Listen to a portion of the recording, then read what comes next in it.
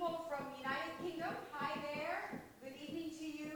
We have people from the United States, of course. Good morning, especially the daylight saving time. And we have people from Germany, Italy, Canada, and of course some countries of the Middle East and Southeast Asia, especially for everyone who joined us live here at our studio. And we are currently at Balara. No, we are at Surrendra. We are at Surrendra. And welcome everyone. Thank you so much for joining us. And I am Earl, Beja-Paolo. I will be your host, and welcome to A Woman's Heart. But before I continue, aren't you glad we have a special performance from Open Doors, and that's Chaps? Yes.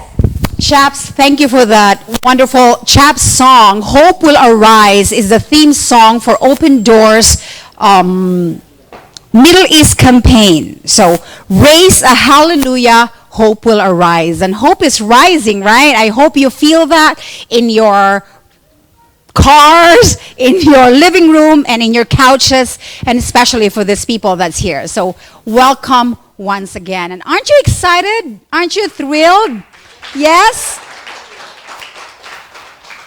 Yeah, I understand. Like, I am so excited. But before we begin, allow me to frame everything why we are gathered today, right?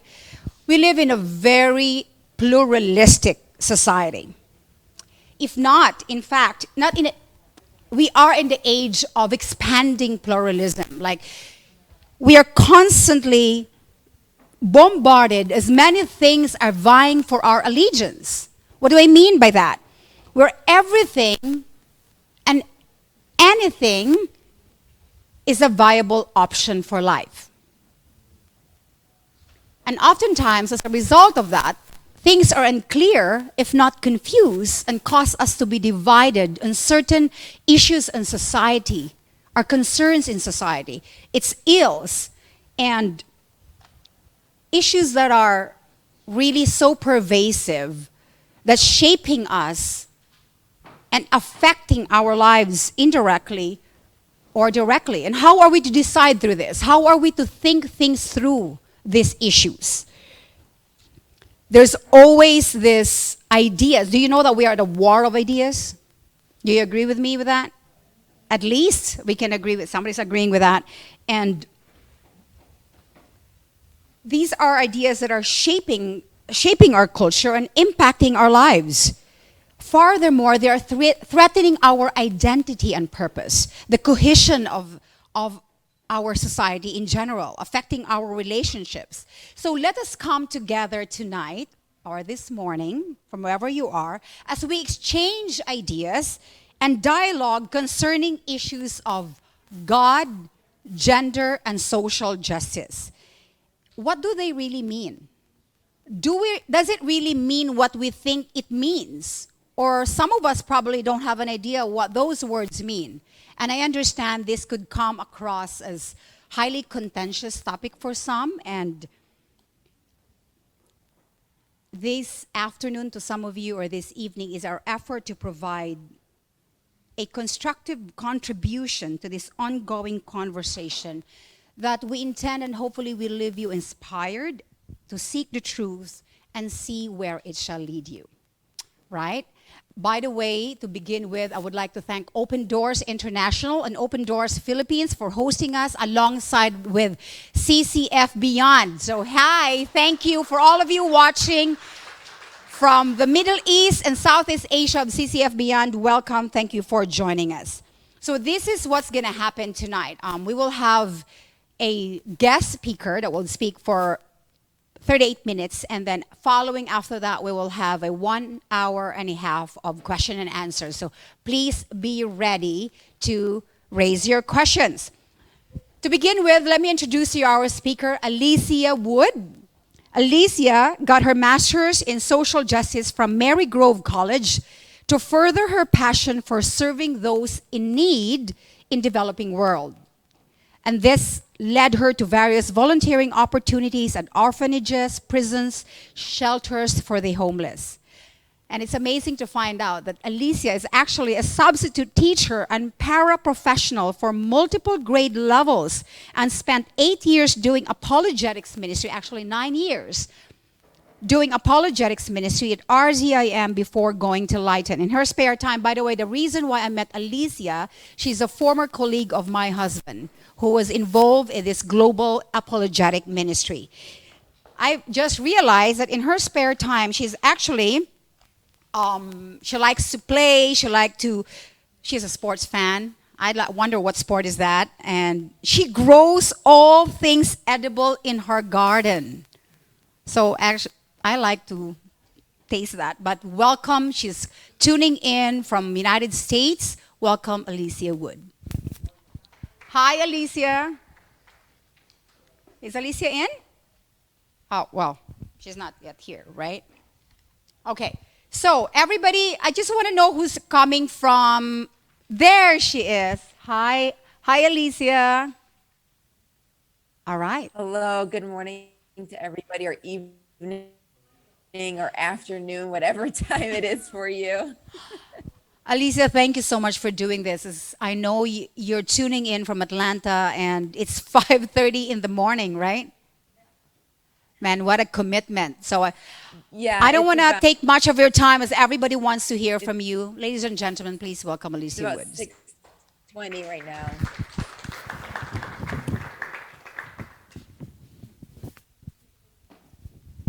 Hello. Thank you so much for joining us today. My name is Alycia Wood, and I am a Christian apologist.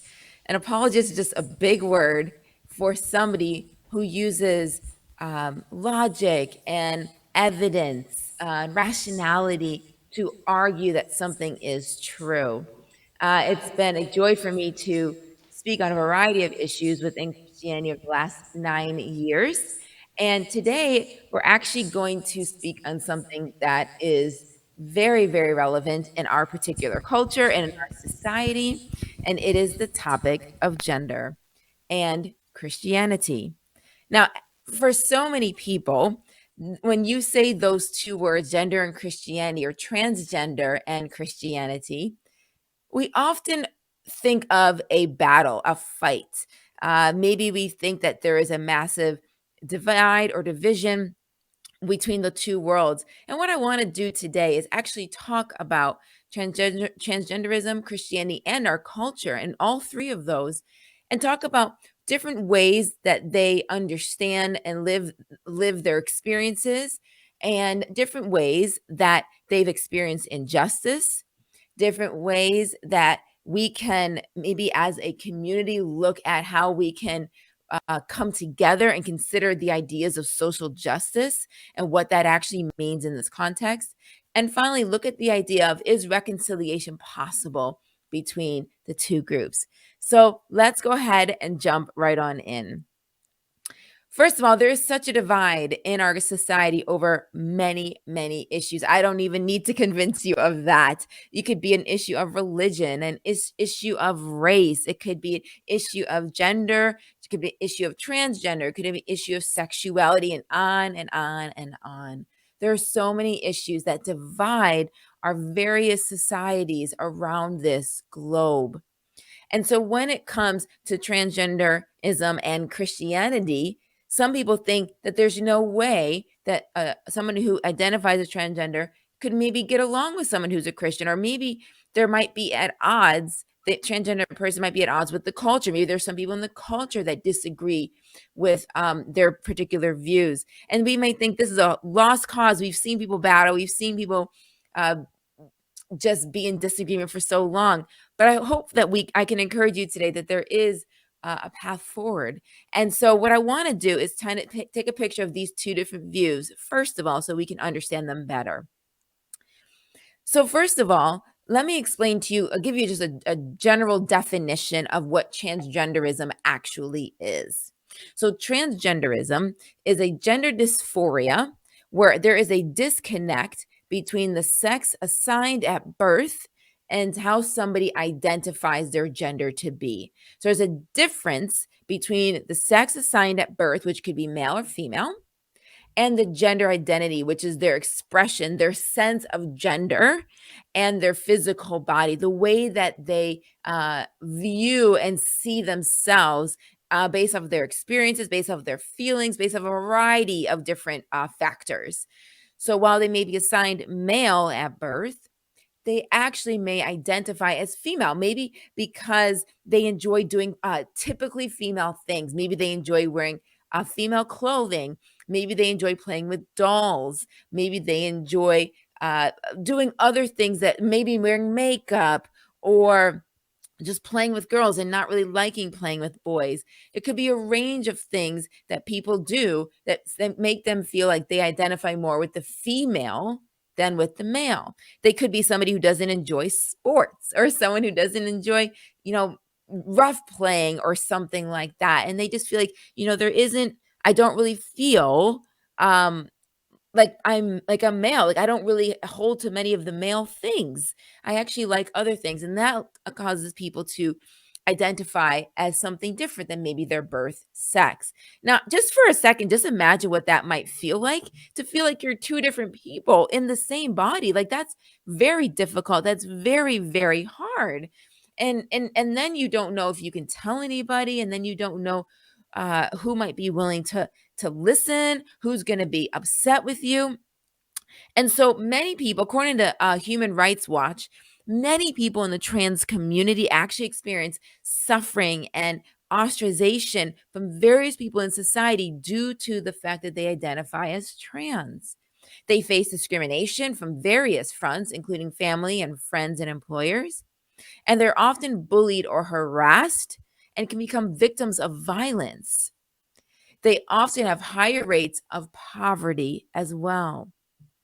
Now, many people who identify as transgender also suffer from depression, anxiety, ADD, and autism. And a study done by the National Institutes of Health in 2020 said that 82% of transgender individuals have considered taking their own lives, and 40% have actually tried it. And it's especially high, this idea of taking one's life is especially high amongst the transgender youth community. So hopefully that gives some of you an idea of the transgender perspective and what many people who identify as transgender experience, what their lives are like. I mean, that's a very small glimpse of what it's like, but it's helpful for us to understand what, for people who don't on this talk here, who are listening, that they don't if they don't identify as trans, oftentimes they don't really understand what it's like.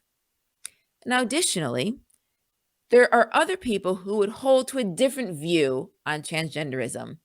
First, let's just look at the general culture. We're not looking at any kind of particular religious group. We're just looking at the general culture with whatever religion, non-religions that they hold to. So some people within the general culture actually would hold a different perspective on transgenderism. Maybe it's somebody who's coming from a medical perspective, and somebody who is in the medical field, maybe a doctor, or maybe even someone who is a scientist, a biologist, maybe. And they would say, you know what, actually, although we may feel like we are something different than what our biological sex is, or our born sex is, what the sex assigned at birth, the reality is that our brains actually are either male or female.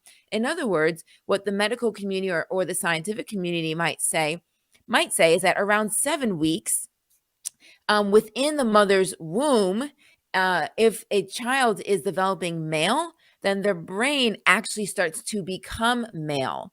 In other words, these changes are so significant within the brain that before a child is even born, they are actually have a male or female brain before they even come into this world.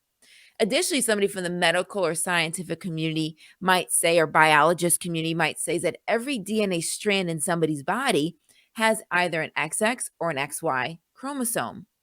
And this cannot be changed through surgery or external appearance. And so if you have an XY, then your cells are identifying as female. If you have an XY chromosome, or if you have an XX chromosome, your body identifies as female. If you have an XY chromosome, your body identifies as male. And so while we may change things externally, we can't change what happens internally. Maybe a psychologist might have another perspective along the same vein, but from a psychology perspective, as to why they think that there are people who are identifying as transgender who maybe aren't actually transgender. So let me just give you a perspective from a woman named Dr. Erica Anderson. Dr. Erica Anderson was born biologically male, but transitioned to female later on in life. So Dr. Erica Anderson is a transgendered female and is a clinical psychologist at the University of California's San Francisco Child and Adolescent Gender Clinic. Dr. Anderson has helped hundreds of teenagers transition from male to female or female to male. However, Dr. Anderson is concerned with the rising number of people identifying as transgender among the youth populations and feels like the reason is because of the social influences that our youth are experiencing no matter where they live on the globe. So social influences include YouTube, include TikTok, include their friendships and their peers. And so in an Los Angeles Times article written earlier this year in 2022, Dr. Anderson said that to flatly say that there couldn't be any social influence in the formation of gender identity flies in the face of reality. Teenagers influence each other. What happens when the perfect storm of social isolation exponentially increase consumption of social media, the popularity of alternative identities, affects the actual development of individual kids? Or sailing in uncharted seas? Giving over to hormones on demand will result in many more cases of poor outcomes and many more disappointed kids and parents who somehow came to believe that giving kids hormones would cure their other psychological problems. It won't. So Dr. Anderson, as a psychologist and also someone who identifies as transgender, would hold a different view and say we need to be careful, we need to be careful that the people who are actually identifying as transgender actually are transgender. Additionally, some people would hold a view because they are someone who is transgendered in the past, and they might be what's called a detransitioner now. And this particular group would hold the view that, you know what? This is actually not okay. There's too many people transitioning, and they might say, I actually was never trans in the first place. I realize that now, but I transitioned and I've caused permanent damage to my body or permanent changes to my body. And the detransitioners are people who are saying, I'm trying to no longer be trans and go back to the original sex I was assigned at birth. And they want to warn people of the long-term effects of transitioning. And so they've regretted their surgery. If they've had surgery, they realized that they were never trans in the first place. They realized maybe they had mental health issues, and that was actually the problem. Not that they were transgender. It was that maybe they were depressed or they were anxious. And so they want to warn people to not transition. They want to warn people that you can't be trans. I've done this. I've experienced this. I've transitioned, but you can't be trans is what they say. And so they're encouraging people to rethink their identities. And finally, if you're a Christian in this whole conversation, and you're talking specifically just about the culture and different people within our society, but if you're a Christian, hold a view that actually being male or female is actually an unchangeable part of your creation. And so oftentimes Christians will go to the Bible as their source for authority and as their source of understanding. And it's really interesting because in the very first book of the Bible, in the very first chapter, Genesis chapter 1, we actually read this in verse 27. It says, so God created man in his own image. In the image of God, he created him. Male and female, he created them. Let me read that to you again. So God created man in his own image. In the image of God, he created him. Male and female, he created them. When you look at the word created in the Hebrew language, it actually is a physical description of an individual. So actually what this particular verse is saying is that people are physically created male or they're physically created female, how they, whether or not they enjoy sports, whether or not they enjoy dressing as the opposite sex, whether they enjoy wearing makeup or the variety of other things, that doesn't change whether or not they're male or female, because what determines whether or not they're male and female is how they were created. And so the Christian perspective would hold that the person who understands the creation best is the creator, the person who created the creation. And so they would say the creator knows whether or not they made something male or female. And so we can trust the creator to help us understand in the midst of the confusion and trying to understand, are my emotions correct, or is my biological body correct? In the confusion of all of that, the creator can help bring clarity. And so that would be the Christian perspective. Now, both sides, both the transgender community and the culture, would say that they have experienced in various ways injustices. Now, that may surprise you. Some people aren't aware of that, but both of them would say they experience some level of injustice. So, for the transgender community, they would say that the persecution and the way that people disagree with them and speak out against them is causing them trauma. It's making them feel devalued as a human. It's making them not want to live. It's making them depressed. It's making them go through various problems because people aren't supporting them. And really, all the transgender person feels is that all they want to do is be happy and be loved being who they are. So they feel like the injustices done against them are causing them massive problems. Similarly, there are injustices that the culture and even Christians might feel from the transgender community. So they might say, look, we are getting accused of being evil. We're being accused of being evil people because of this particular position that we hold, saying that somebody cannot actually change from male to female or female to male. And they're saying, look, we're not evil. We just are looking at the biology of things and saying, or maybe the biblical, what the biblical view is on things, or maybe looking at the psychological perspective on things and saying, you know what, this isn't actually a reality. Somebody can't change from male to female or female to male. And so many people within the scientific community or within the general culture, or maybe within the Christian community, get called names like transphobic because of their views. Or maybe they get canceled. J.K. Rowling, the well-known author of the Harry Potter series, has been canceled, I don't even know, multiple times, maybe even because of the fact that she takes a stance against transgenderism. And so people, if they take that stance, they get canceled and they feel like, how is that fair? I'm just trying to speak truth into a situation. And this group also feels that they are being unfairly treated because all they're trying to do is help people make the right decision and prevent them from making an irreversible mistake. So, how does social justice play into all of this? Well, first, we need to come up with a definition of justice. Now that we've taken the time to kind of understand the different views from the transgender perspective to the different views within the medical field, the scientific field, the psychological field, and even within the Christian view, we need to look at now, how do we deal with justice when it comes to this issue? So first, we have to define what social justice means. You're going to find a variety of different definitions of social justice. So I'm just going to use one, but there's going to be many.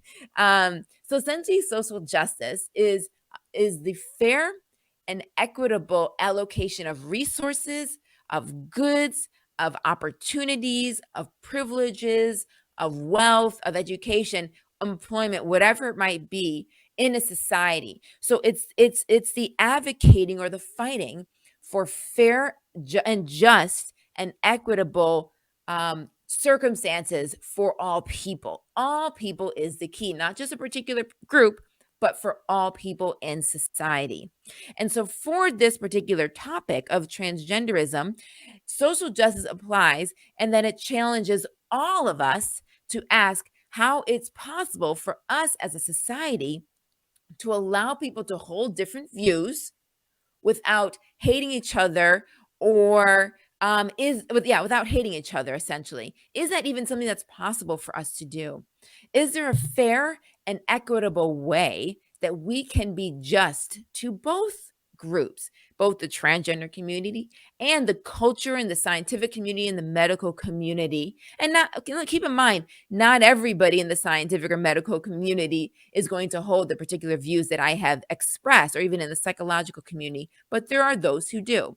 So, is there a fair and equitable way that we can be just to both groups, both the transgender community and the people who hold to a different view? Or is cancel culture and yelling at each other and saying hateful names towards each other and accusations towards each other the only way to go? So, in order to address this, we need to ask ourselves, first of all, how do we determine justice? And justice is determined off of several factors. One of them is going to be the value of a human, whether or not humans are valuable, right? People aren't fighting for social justice for a cell phone, for example, or for a t-shirt, for example. They're not fighting for justice for those things because they don't see the value in them the same way as they see the value in a human. So, in order to fight for social justice causes, you have to believe that humans are valuable, and you also have to believe that there is a objective morality. There is, or that there is a moral standard, I should say, that there are certain things that are right and there are certain things that are wrong. So that way you can say, look, that is wrong. That is an injustice. That should not be. Okay, so you need those two components in order to take a social justice stand. So, why is it important to treat people fairly? We need to have a reason to understand that. How do we know that all people should be spoken to in a certain way? Where do these ideas come from that we feel within us that need to be expressed and need to be carried out? So, first of all, one way that we can come up with this idea of value or morality in order to know whether or not which issues are right or wrong and what to fight for social justice for is we may come up with these ideas by looking at ourselves and saying, well, I know what's good. I know what's right. I know it's bad. We might come up with these views by saying, well, I need to do what's right or what's best for society, or I need to avoid things that don't help society, that don't help our culture, that don't help humans. For other people, they might say, well, I'm going to look at a particular philosopher and let this particular philosopher or teacher give me the idea of whether or not humans are valuable and what is right and wrong. And so you have various ways that people can come up with morality. And within people that hold these kind of views of the few that I just listed, the three or so that I just listed, morality can be fluid.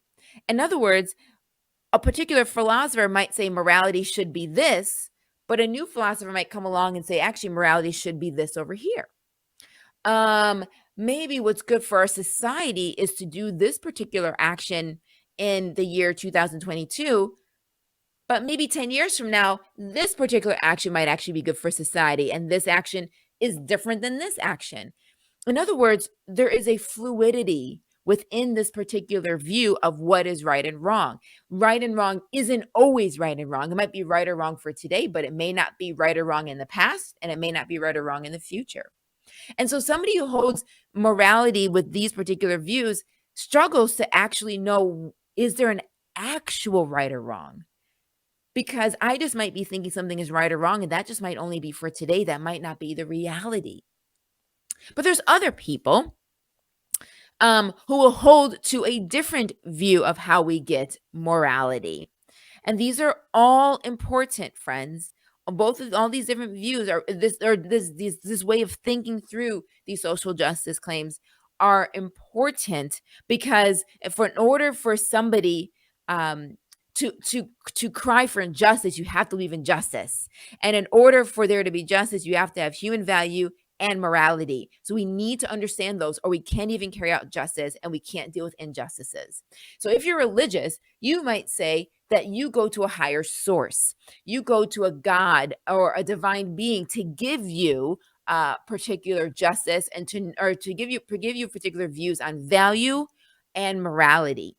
And the question that you have to also ask, if you hold to a higher source, is you're going to have to ask the question, how do I know I can trust that God? How do I know that what that God is telling me, or what those gods are telling me, is right or wrong, is actually right or wrong? How do I know what those gods or God are telling me about the value of a human is actually right or wrong? And so even people within that group have to know that what their divine being or beings that are telling them that they need to act out is actually true. So as you can see, the fight for social justice can be difficult. It isn't something so easy that sometimes people may make it out to be, that this is just what you need to do. There's a lot to help us understand what goes on behind these particular viewpoints and behind these particular justice movements. Now, if you're a Christian, you might say, well, you know what? Yes, Christian believes that morality does come from God. And we actually can be confident that what God says is right or wrong, or what God says about the value of a human being. We can actually be confident in those things because a perfectly good being can only tell us to do perfectly good things. And so we know what is good based on what God tells us to do, what God says. When God says that these particular attributes over here are good things, we can trust it. Why? Because a perfectly good being can only tell us to do things that are consistent with their character, that are consistent with their nature, their essence, or their being. In other words, when God says that kindness is good, it is because God is kind. When God says forgiveness is good, it's because God is forgiving. When God says that gentleness is good, or grace is good, or mercy is good, it's because God is gentle.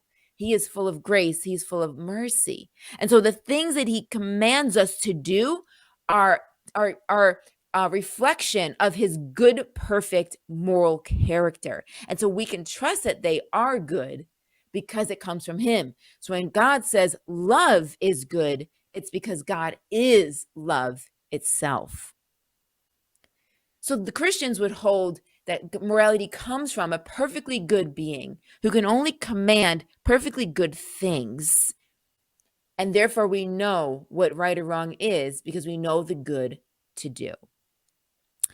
One thing I want to point out when we're talking about this topic of social justice, when it comes to Christianity specifically, is what biblical social justice actually includes.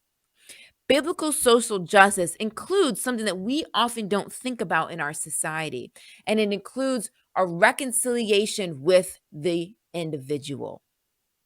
Oftentimes people think of justice, they think of punishment, they think of prison, they think of consequences, but that's because that's the way our culture carries out justice around us. That doesn't necessarily mean that's the only way to carry out justice. But biblical justice is actually much more personal. It focuses on relationship and reconciliation with a person. Reconciliation can be difficult, but ultimately, every Christian within the biblical social justice framework, every Christian should seek it because the Christian belief teaches us that it's through Jesus' death on the cross that we are reconciled or that we are brought back into relationship with God. In other words, Jesus' death on the cross sets the model or framework for reconciliation because he died for a people who hated him. He died for people who didn't want him, but he still offered relationship to anybody who wanted it. So even though Jesus died for people who didn't like him and wanted him to even suffer, he still extended reconciliation to them. He still extended relationship to them. He still extended forgiveness to them. The biblical idea of social justice is it focuses on the individual relationship and reconciliation between humans, between people. We oftentimes think of, once again, social justice and justice in general as punishment. But actually, as a Christian, you also need to recognize that Christians are called to go beyond punishment. and to actually look at how can we come together with somebody who disagrees with us. And I think this is a model that our culture needs to follow as well. How is it that we can take an approach to restoring relationships, to reconciling with people who disagree with us? Cancel culture has just thrown our culture into disarray, where we say, if you don't agree 100% with what I believe, with what I say, with what I do, then you can't be in my life. You shouldn't be in anybody's life. We want to erase you. We want to move you out of the way. That is so not okay, because there's nobody that you agree with 100% about everything on this planet. You're going to disagree with somebody. If you hold that view, then you won't have any friends. You won't have any family members that you can spend time with. We as a people group are always looking to be united and to be in relationships with people that we disagree with on some level. But we form friendships not because of the things that we disagree about. We form friendships over the things that we do agree about. Maybe we like to do the same sports. Maybe we like to read the same books. Maybe we like to talk about the same things. Maybe we like to eat the same things. Maybe we like to talk about different ideas, whatever it might be. That's how our relationships and friendships form. And so if you're a Christian, maybe you need to ask yourself, is there somebody within the transgender community that you should be reconciled with? Romans chapter 12, verse 8 tells us that as much as it depends on you, live peaceably with all people. How is it that even as a Christian, one should be reconciled? One should be seeking relationship, even though we disagree with somebody on their particular stance of transgenderism. So why do I take this approach to talking about this topic of God and gender and justice and all of these things? Why do I take this approach of trying to give both sides, try to understand the injustice that both sides experience, trying to understand that we need to get a solid framework for what's right or what's wrong in order to carry out justice? Why do I go through this way, this methodology of talking about these things? Because I think the only way for us to thrive as a society is to better understand both sides. We need to sit down and talk to each other. We need to be able to put ourselves in somebody else's shoes to understand the way that they think and why they think and hold the beliefs that they hold. And third, we need to make friends with people who think differently than you or I do. Let me give you a real life example of this working out, of reconciliation happening between two people who hold to two very different views in society. Several years ago, Dan Cathy, who has served as both the CEO and COO of a major restaurant organization called Chick-fil-A, made a statement expressing his views on what he believed marriage was. He said he held to a traditional view of marriage, implying that marriage should be between a man and a woman. People got very angry with him for making these statements on this radio show that he was on. And even the mayor of New York City ordered restaurants to not go, or ordered people to not go to his restaurants. But rather than responding in a way that showed their intolerance of anyone who advocates a view different than theirs, maybe they could have taken the time to understand Dan Cathy's viewpoint a bit more. Well, you may be surprised that one man did take the time to understand Dan Cathy's views. See, no person should deny themselves the privilege of understanding the views of somebody else they disagree with. This is what encourages good, healthy discussion in public forums, debates, university classes, etc. The breadth of ideas and knowledge that we have at our disposal to be able to learn and understand people we should see as a gift and not something to shut down. And Shane Windmeyer was somebody who went counter to our culture when it came to responding to Dan Cathy. Shane Windmeyer is a gay man who founded and is the executive director of Campus Pride, which is an LGBTQ student group on university campuses around America. He has been with his husband for over 20 years and has been married for about 7 years to his husband. In a fantastic article written by Shane in the Huffington Post, he mentions well, first of all, the article is titled Dan and Me, My Coming Out as a Friend of Dan, Kathy, and Chick-fil-A. And Shane talks about how he and Dan became friends. Now, they don't agree when it comes to this issue of marriage. Should gay same-sex couples marry? They don't agree with that. And you need to know that for 10 years, Shane and his campus pride group were protesting against Chick-fil-A at campuses around America. They were protesting against Chick-fil-A. But Shane had never expected to actually personally know Dan Cathy. And Dan Cathy never expected to know Shane. So you can imagine how shocked Shane was when Dan Cathy reached out to him by phone and a relationship began. The two got to know each other. They got to learn about each other's lives. They got to learn about people in each other's lives. And Shane describes those conversations as respectful, as genuine. Yeah, they were awkward at times, but they were kind and they were actually good. And after several conversations, trust and friendship developed between the two men based on their respect for each other in spite of their differences. Neither one of them changed their perspectives on gay marriage, but they began to see that they had things in common. They began to respect each other, and a friendship developed because of that. They even went to major college football game together, American football game together, and discovered that even though Dan got a lot of people criticizing him for bringing Shane to this football game, they realized that, you know what? This was important to do because this is my friend. Shane reflected on being able to go to that game with Dan. And I want to tell you what he wrote later on after going to that game with Dan. He says that Dan stood next to him most of the night, putting respect ahead of fear. There they were on the sidelines, Dan, his wife, his family, and friends, and I, all enjoying the game. And that is why building a relationship with someone I thought I would never understand mattered. Our worlds, different as they can be, could coexist peaceably.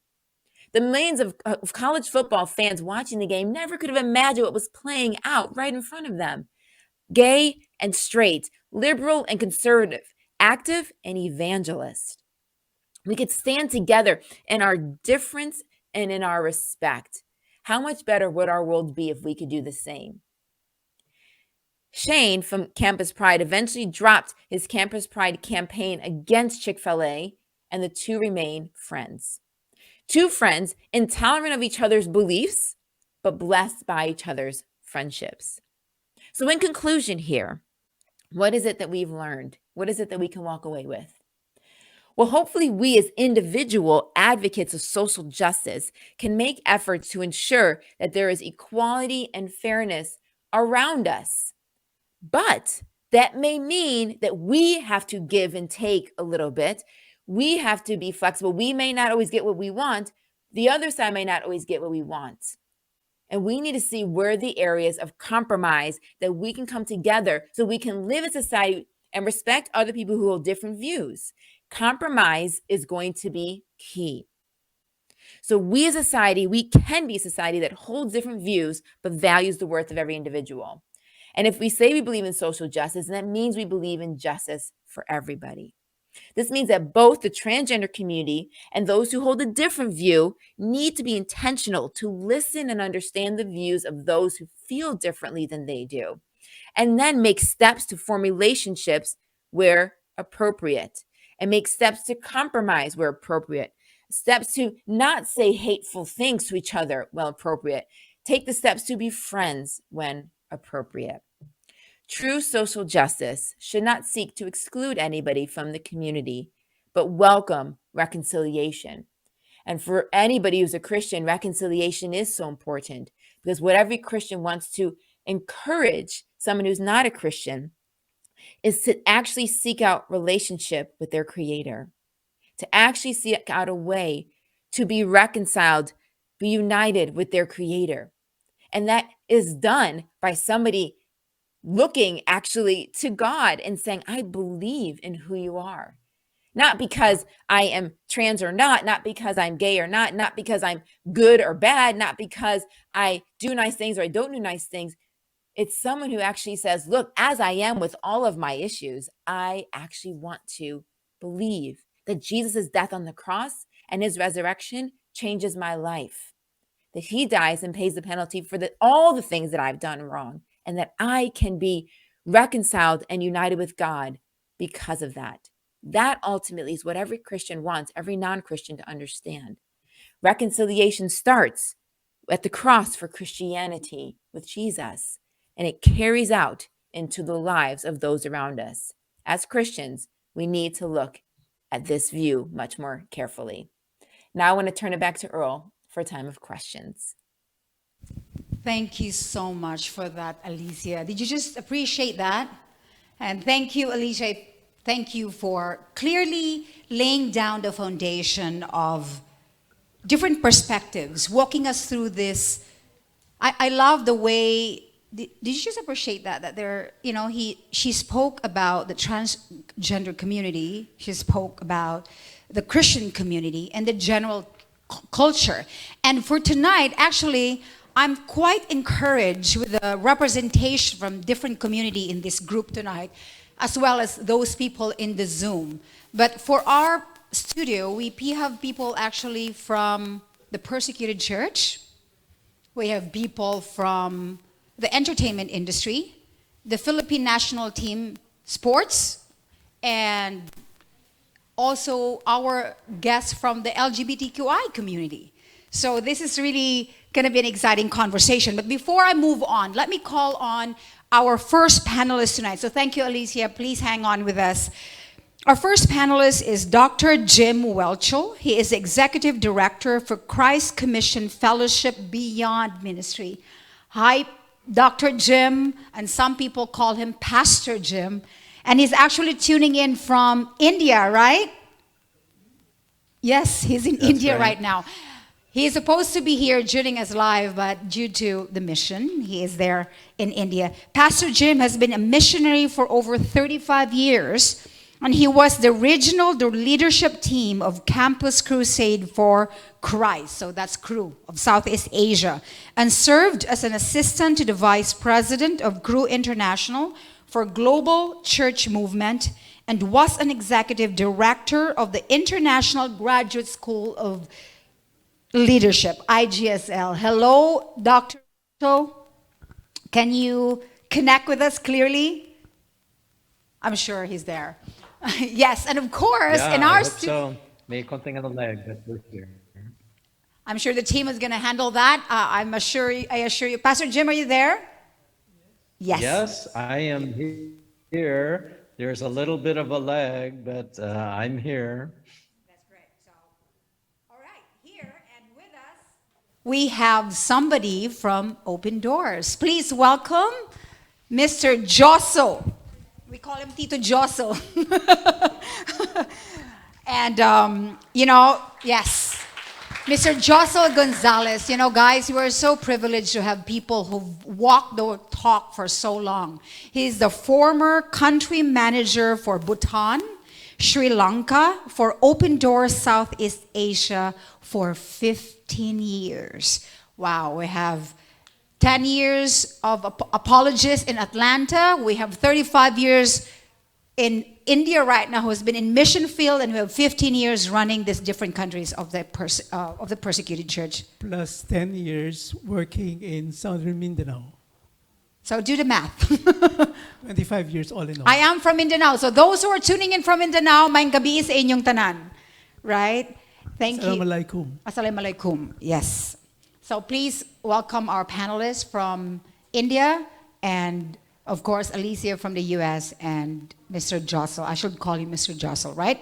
Now, let's get to the question. I understand that everybody is excited to ask questions, so please feel free. I think pens and papers are provided, and the team will give you the microphone. Just go directly to the mic, just raise your hand, and just go out there if you want to ask a question. So let's begin.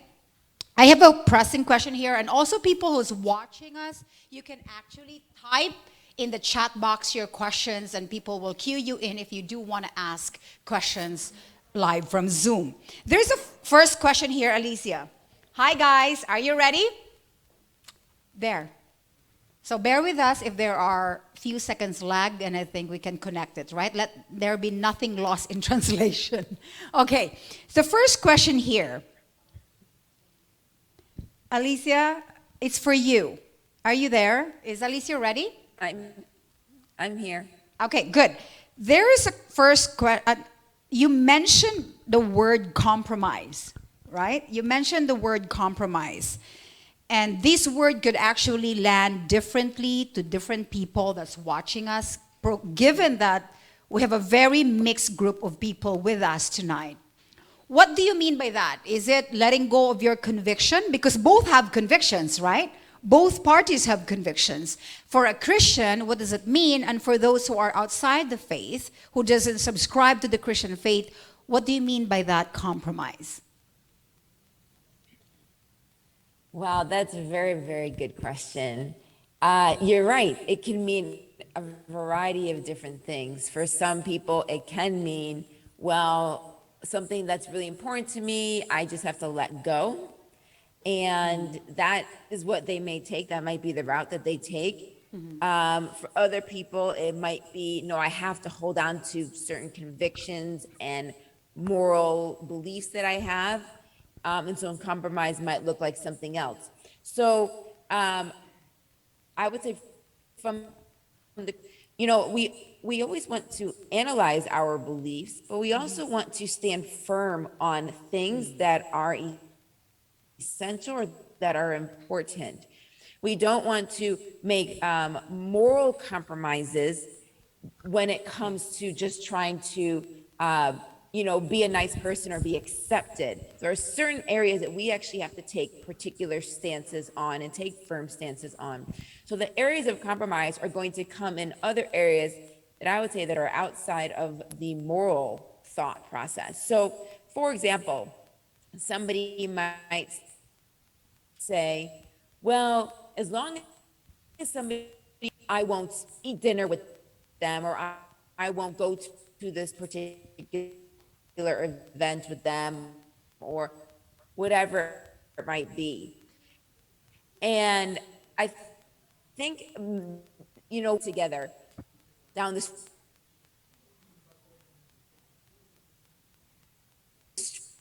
street, or maybe we can still engage in other ways that don't make me have to change my beliefs or the way I understand morality to be. And I think we actually do this always areas of disagreement. And so I think we do this all the time, where I spend time with people who are not Christians, who perhaps live a different way than I do, but yet there's so many other things that have allowed us to have a good friendship. And that is really what I mean by areas of compromise. Not compromising morality or your strong convictions or belief. But that's how good. can I enjoy a relationship and not keep myself separate?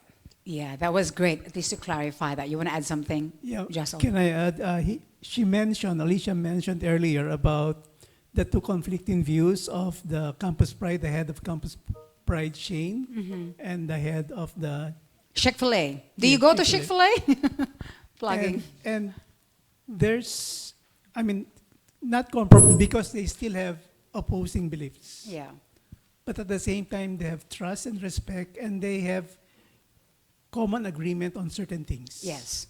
So I think that's important to maintain the trust, to maintain the respect, but at the same time, you have your own opposing views. You stand on that, but keep the respect, keep the cooperation on certain areas that you can agree on. Yeah. And because of that, there was a friendship, there Yeah. was more openness to each Yeah. other's view. Yeah. It's not compromising the belief. It's compromising. At the end of the day, we need to peacefully coexist with each other, right? And what Alycia, you mentioned and really founded of the mutual dignity of every human being. So there's a question for Pastor Jim. There's a question from the live audience. Is somebody ready? All right. Pastor Jim, there's a question for you. Is social, this is very interesting. Go. This is very interesting. Why do you think, oh, here, because there are three questions for you here, but I'll phrase it.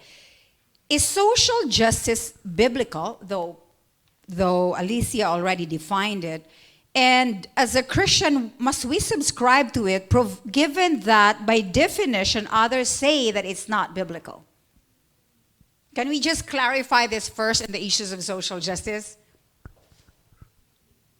By the way, for the people who are joining us in the Zoom, you have clearly great connection. It's only us here. So, all right. So I just want to get that out of the space. Yes. So let me give it a shot. I hope that you can hear me. Yes, we can. What Alycia said earlier was quite on target when she said there are many, many views of what social justice is. And you can define it in many different ways. Actually, the term was first used by a Jesuit priest in Italy in around 80 over the years. And it's now much more associated with, I think, certain ideology that it's a moving target, and to say that it is not a biblical what social justice can be. I think God is a just God. God requires actually of his people to exercise social justice. I think where we get into some complication is where you bring in certain ideological presuppositions about what that is going to look like. So for instance, if social justice to a particular person, that we should be treated as that class of people, just like everyone else in society. And yet, biblically, we would say, no, actually, that is not something that is authorized scripturally. Then we could have some disagreements about how social justice is actually supposed to function. So kind of the broad picture is God is a God of justice. Therefore, social justice is definitely a biblical concept. How it's going to be worked out and what are the presuppositions of what it means to act in a socially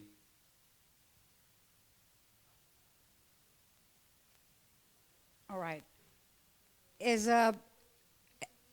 Okay, great. So do you have, Alycia, do you want to add something to that, or do you agree to that? Do you disagree with that definition? Okay. I think that I would address that. I would totally agree with. There are so many moving definitions. Even the definition of to say, oh, I'm going to tolerate something that meant, and I disagree. All right. Now tolerance means I'm going to accept all views. Yeah. Yes, Josel, you want to share something? social Correct, and justice this is a idea big word. God, and the social justice definition has. Bear with us. Okay, I'll take it from here. Josel, you want to add something? Yes, I was saying social justice is a big word. And I think many Christians would shun away from our social responsibility, thinking that because we're Christians, we should only focus on our spiritual responsibility, like evangelism, discipleship, mission, going to church. But really, if I may add in the conversation, there's a social dimension of the Christian faith. Yes, that's clear. There's a social dimension of the Christian faith. In James 1:27, we read, religion that God our Father accepts as pure and faultless is this, to look after the orphans and widows in their distress, and to keep oneself pure from being polluted by the world. So although our faith is personal, it is not private. It should have a public dimension. It has social responsibility. So to be light and salt, we need to keep our faith strong. So we need to be involved in discussions. We need to be involved in maybe debates, in pushing issues. Recording in of the Christian progress. faith. Yeah, I think, okay, let me clarify this. And for us, I know the Zoom people are very clear in their connection. The reason why we raised that question, Your because question to be read. yeah, the reason why we raised Yes, that question, because there Coco? is a different perspective of Oh, that. there. Sorry, Coco. The perspective of We'll the- have to pause the question first. The studio is back. All right. Oh, It's it looks okay. like she wrote her question We're in. gonna Okay, be we very, can try Yeah. and get to that. Late. Relax. Yeah, Okay, later. let's relax just, this. coordinate with Earl first. Maybe. It There is happens to someone all else the best asking of there. us. Okay, while you handle the Zoom and the connection, let me frame this so that everybody can get a perspective. What Pastor Jim is saying, what Josel is saying, what Alycia is saying is that if you really understand justice, that involves your social responsibility. Now, by virtue of definition of Oxford Dictionary of social justice as distributive of wealth resources to different marginalized group. So what's the implication of that? By definition, that's why others argue that it's not biblical, simply because what's behind, or the philosophy behind that, it is grounded on the triumvirate, meaning the critical race theory, equity. So what do I mean by that? So for some, by definition, they say the implication, if you use social justice, not the way biblical social justice means, it means that you will make a category of the oppressed and the oppressor. So you have the white, the Western culture, and the non-whites. You have the heterosexual, then you have the non-heterosexual. Can you see that? So instead of really fostering, closing the gap of that, the other definition of social justice is actually fostering the divide. And that's not biblical social justice. I just want to ground that so we have come from a great perspective of what we're trying to do here and what Alycia has provided so greatly. Okay, is that clear? Let's move forward. And if it's still not clear, you can raise your question. We have somebody from the studio who's represented. We have Venus, who's going to ask a question. Venus she represents the entertainment industry. So Venus, would you mind showing us your beautiful face here? You're in Zoom. Okay, in Zoom and in here too. Thanks, V. Yes, you are on Zoom. Just don't mind that one. You're in Zoom, yes. Yes.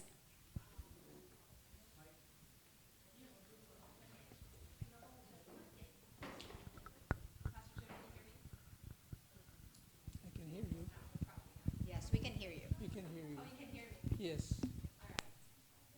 On Zoom? Okay, hi, Alycia. That was such a great talk. I love how you just laid out everything. I think as Christians, it gave us an idea of it's off, apparently. Perfect. So that gave us an idea on how, as Christians, we can engage in the society, and how do we treat people the way God wants us to treat others. But I'm really curious. This is an honest question, and it might be too early for this question, but since you already asked me, Madam, sure, I'll ask it. So in the Philippine context, the SOGI bill, or SOGI bill, or the Sexual Orientation, Gender Identity, and Gender Expression Anti-Discrimination Bill is being revisited in the legislation, in the Philippine legislation. And there are ongoing talks about this. But I'm just curious, as Christians, how can we respond to this cry for anti-discrimination when this limitable human rights might threaten or might be a threat to our fundamental human right to religious freedom and maybe to parental rights as well. So I'm just really, honestly, I just want to know, how can we engage in dialogues or in conversations to maybe land at a better resolution when it comes to this? Thank you.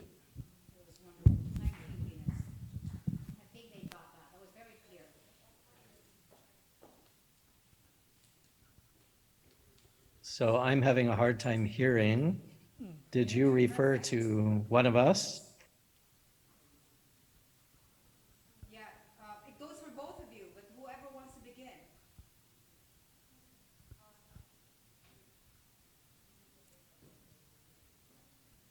I think if I heard you say, and either one of us can jump Okay. in. So maybe I will start it off and turn it over to my friends here if they want to add some things on. Yeah, and this is a very, very good question. It's a question that I think everybody that's on Zoom and is in the live audience has thought of at some point or considered or has struggled to feel like what is it that I can do about this. And one thing I want to mention first of all is Christians have had their religious freedoms challenged over and over again in society anyways. This particular issue isn't new in terms of this is the first time Christians have felt like their views are being maybe minimized or not seen or not expressed. And somebody in this particular topic, because of where people land on different sides, are going to have their views, or things aren't going to go the way they want them to go. And so I understand fully this question and fully the wrestle behind it. And I think that there's, first of all, I think as Christians, we need to recognize that this is not going to be the last time that somebody's going to make it difficult for us to function or live in our societies the way that we want to. This is one of many ways in which the views of Christians are not accepted by society. But what makes this particular topic of transgenderism different is that this is not a topic that is Christianity versus the transgender community. There are many people in the culture, the general culture of no belief in any kind of religious belief. Some of the people that I raised in the conversation or in the talk earlier, who are actually saying we have some massive problems with the transgender movement and are looking to find ways to make changes. In other words, there are many people in the scientific community who are not Christians at all, but say there is a massive issue and concern with us believing that somebody can actually become trans, because from a scientific biological level, that's not possible. Like I talked about, the formation of the human brain happens in the womb, whether it's masculinized or feminized in the womb before that child's even born. And so you've got the scientific community that's saying, hold on, stuff isn't okay here.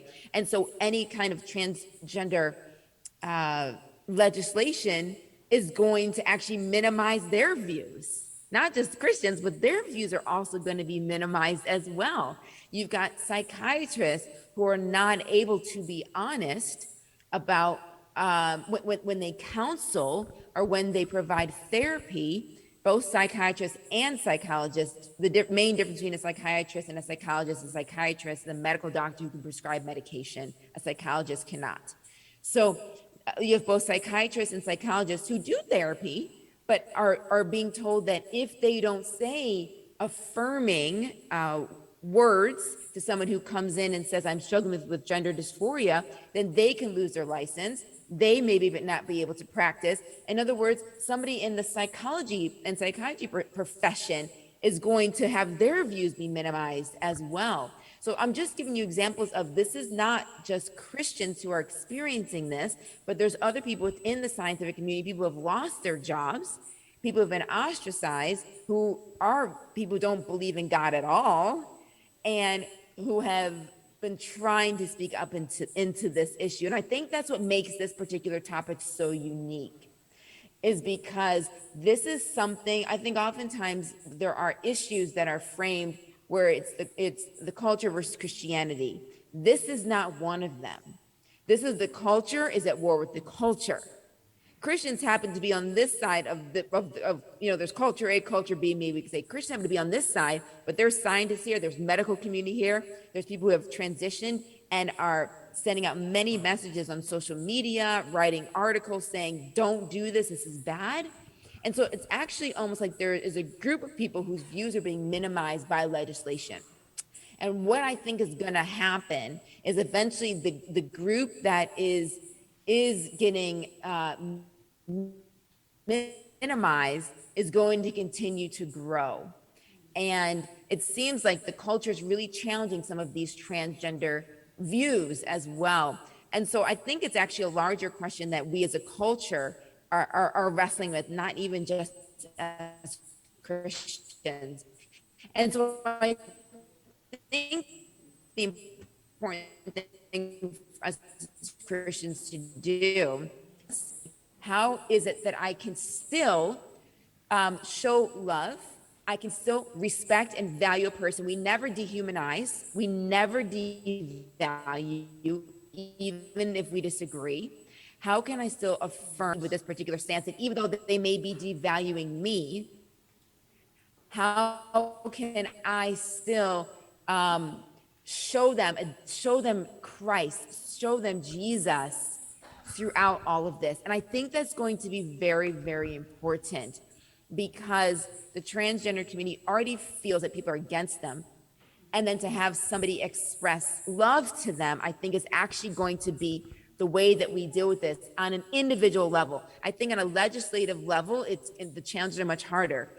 But regardless of what the legislation is, how can I still love my neighbor? That is going to be the question that we as Christians are going to have to strive to do well in. How can I love my neighbor? Yeah, if maybe I can add something that was really great, Alycia. On a macro level, when you're talking about legislation, the Philippines essentially is a Christian country, okay? So unlike in the United States, where there is a very rigid definition of separation of church and state, I think traditionally society has been much more open to the influence of religion in terms of what basic morality is and what is acceptable in society. But I think we as believers, as Christians, need to be very careful in the way that we couch our arguments. I've seen too many people in reaction to the SOGI bill, oh, this is an abomination to God and blah, blah, blah, blah, blah.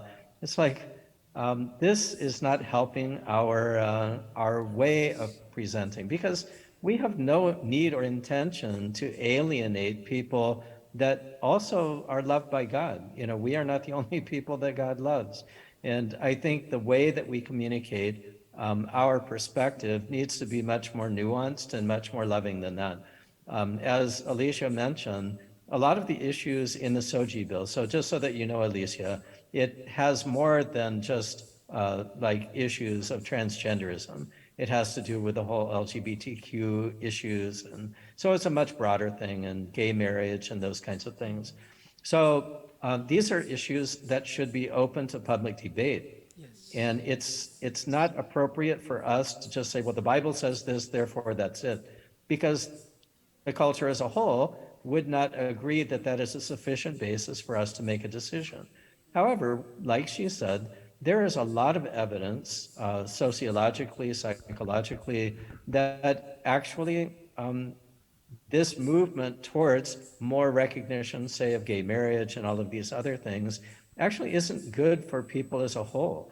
And if you really love people, you also want them to hear the other side, because they may not be hearing that. They may just be hearing this is the agenda, this is what's good for us. We will basically tell you what the narrative should be. So we need to engage in that. But the way that we engage is not to say, well, the Bible says this, or God doesn't like this.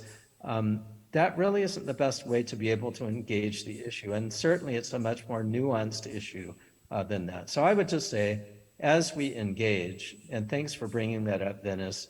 I think that's a very good, it's something that's on everybody's mind in the Philippines. So we need to be much more careful in the way that we engage. I don't want to lose connection to people that need to know the Lord. And people that disagree with us, they also are loved by God. So I need to make sure that the way that I couch my arguments is in a way that is understood as being caring for the community. And there is lots of evidence out there. I think we need to go do our research and communicate in a way that is compassionate, but it is rooted in truth. So that would be my advice. If I may add, we should be respectful. We have our own stand, but we should be respectful, more understanding. And as Alycia mentioned, the Human Rights Watch, that 82% of the trans community in the US have considered suicide. So, and 42% have tried actually. So they are going through difficult times. I mean, because of discrimination, because of the hatred in the US. But I think here it's more accepting in the Philippine context. I mean, we have movies like Pacifica, Palaypay. I mean, That's very old. yeah, very old, very old. But so I mean, more understanding, but sure of our stand as Christians. Yeah, I think I really love that you raised that question, Venus, because and provided what they have presented. What we are going to do is to present truths that are immovable, and that's what Alycia has presented. 7 weeks in your utero, a child has already a definition of gender, and you can't change that. You can change how it. That's something we can present and probably let people consider it, and let them be the one to consider their options and their choices, and rather than fighting head on. And that's not what Christianity is all about. And I think these panelists have been trying to present that. Truth must be presented and the best illustrated in love, and that is demonstrating in gentleness and Amen. kindness. Those two cannot be separated, okay? It can be all just love without grounded in truth. Now, how will that play out in everyone's relationship is very unique to everyone. That's very distinct. But I think our job, and that's why we have this healthy dialogue of really learning and grow. So let's keep moving. Thank you for that, guys. And there's a lot of questions coming in. And I'm like, I have so many gadgets in my hand. So let's move on. There's another question from the live audience. Okay, Sarah has a question.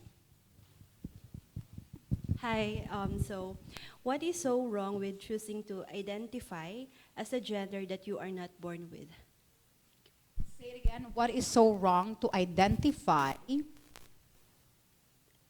What is so wrong with choosing to identify as a gender that you are not born with? Okay, I got it. I think she's talking about cisgender and transgender. Did you get that, guys? Cisgender, meaning to say, definition of terms, okay? So we will not get lost in translation. Cisgender is, let me just clarify, Sarah. Cisgender is when you identify with the gender that you were born with. Right? When you go non-binary, can you follow? Cisgender is you identify with the gender you were born with. Sex at birth. Yeah, since birth, at birth. Like I identify, yes, I'm a boy, yes, I'm a girl. Others, or the non-binary, they think they're outside of those gender. Right? They're outside of those gender. Are we getting the definition correct?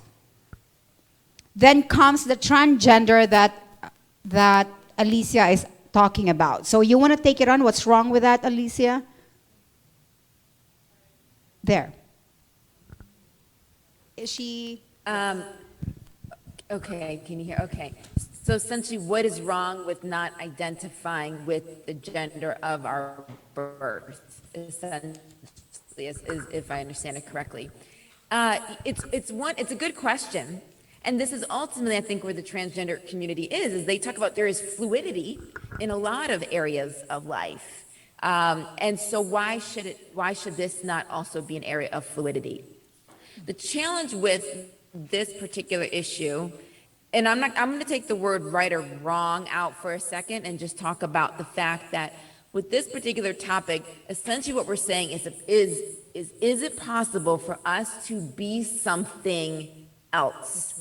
That is ultimately the question. So, in other words, is it possible for me to be anything I want to be? So if I want to be, let me say, maybe very wealthy, I can dress a certain way, I can style my hair a certain way, I can use certain words, I can hang around certain people, but has it necessarily changed the amount of money that I have? In other words, I can do certain things, but they don't always have the ability to change reality or to change truth. And so what's happening, and this is really where a lot of what's called the detransitioners that I talked about, the people who did transition and are now transitioning back, this is where a lot of them have said over and over again as I read the things that they write, you can't be somebody else. If I was born biologically female, I can't be a man. I tried, and it turns out I realized I was lying to myself, or I was telling myself things that weren't true. That this really is not possible. And so ultimately, the question is it even something that's possible to become something else? The reality is we cannot be anything. And so I think for me, it's much more of help, and for a lot of people, it's helping people to align with truth. It's helping people to align with reality, as opposed to saying it's morally right or wrong. Although I do think there is an aspect of that to it, but I think also it is just this idea of helping people to align with truth. What is it that is true about you? What are the possibilities that can be true about you, and what are the possibilities that cannot be true about you? And I think that's really more of why people look at it as, is it, if I'm cisgender, I'm aligning with where my birth is, and this is why it's not okay for me to align with something else, because I can't just be anything that I want to be. And so hopefully that helps bring some clarification to you for that. Thank you, Alycia. So thank you, Sarah, for the question. We have another question here from the audience. One more live. Yes. Here. Hello, good evening. I'm BJ from Open Doors. And again, thank you, Women's Forum, CCF Beyond, for this partnership. And hi to our supporters on Zoom. This may be a question for Pastor Jim and Kuya Josel. In your years of service directly in the field, how are Christians responding to social injustice as they are experiencing religious persecution in almost all aspects of their lives, from their jobs, to their homes, to their churches, in their service? In your personal and direct encounters with them, how are they responding? Are they also engaging in debates and conversations like this? Or are they, one pastor says, like sitting ducks waiting to be targeted and just sitting silent? And the follow-up question would be, from your response, is maybe some things and lessons that the Filipino church can learn in responding also in our context here of social injustice. Thank you for that, BJ. And I think we got the right person here. And also Pastor Jim was also from Beyond. I'll start. I've mentioned earlier that I've worked in southern Mindanao for 10 years. That's it's what they call the West. It's my coverage of assignment was Zamboanga City, Basilan, Sulu, and Tawi-Tawi. That's the most dangerous part of Mindanao, especially Jolo. And Most dangerous because of the threats of kidnapping, because of no pastors. autonomous. They're an autonomous area in Mindanao. They have their own rulings. They have their own form of government, right? The Muslim government. And we work with the Sama people. Okay. There are 13 tribes in Mindanao, and the Sama people would be on the lowest end. And the government would call them as dome people. They are deprived, oppressed, marginalized, and exploited. Those are people who are the poorest of the poor. And because they are MBBs, Muslim background believers, Open Doors would help them. They would have difficulties because they are Christians, they are MBBs, they would not be able to go to the well to get water because they are Christians, that they are discriminated against. So what we do is really empower them, really help them to, yes, there will be persecution, there will be difficulties, but at the same time, with the help of the Bible, we are new persons and we respond more positively. So instead of being, and we have developed a program where they are no longer deprived but developed. We would increase their literacy, there would be literacy, because these are people who don't read and write. So when you are more literate, you are able to participate more actively in the community. And instead of being oppressed, we are organizing them. We give them livelihood projects. We raise the standards of their living. And instead of marginalized, they would be mainstream. We would, in Zamboanga City, we would join every year, it's a March for Peace. It's sponsored by a Catholic organization. But we want to really march for peace. It's Christians and Muslims together, working together for the peace of the community, because we believe that if there are trouble in the community, Christians will not flourish. We need peace, we need sense of order for churches to be growing. And then from being, we want them to be empowered, no longer exploited. So we want to raise their dignity. We also do basic things like birth certificate. I mean, they want to be part of the society, accepted part of the society. So that's what we do, encouraging these people to really be more responsible, to be more witness in their own communities. Yeah, I really like this illustration. This is a social justice at work on the ground. And I want to hear also, thank you for that, Josel. Pastor Jim, I know you travel a lot in the Middle East as well. How, we can learn a lot from the persecuted church because that's real injustice happening out there.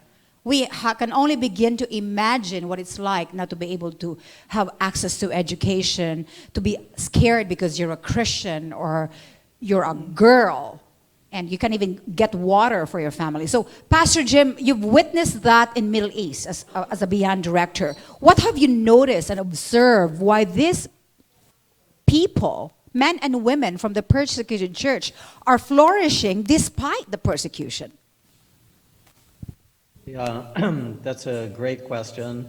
I would like to say that everybody flourishes, but many times persecution actually does hinder the development and the access people have to services and goods. So in terms of social justice of those that are undergoing persecution, it really is an issue. And in many cases, governments, society at large, other religions are certainly not as concerned as we are about social justice when it's applied to Christians.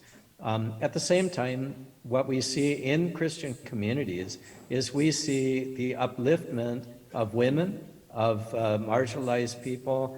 We're actually in a partnership now with an organization called ICM, International Care Ministries. They are doing a very interesting approach to helping the marginalized communities in Visayas and Mindanao. They have done extensive research, and what they have found is that the way that you uplift the community is by equipping pastors to be able to reach and minister to their congregations more.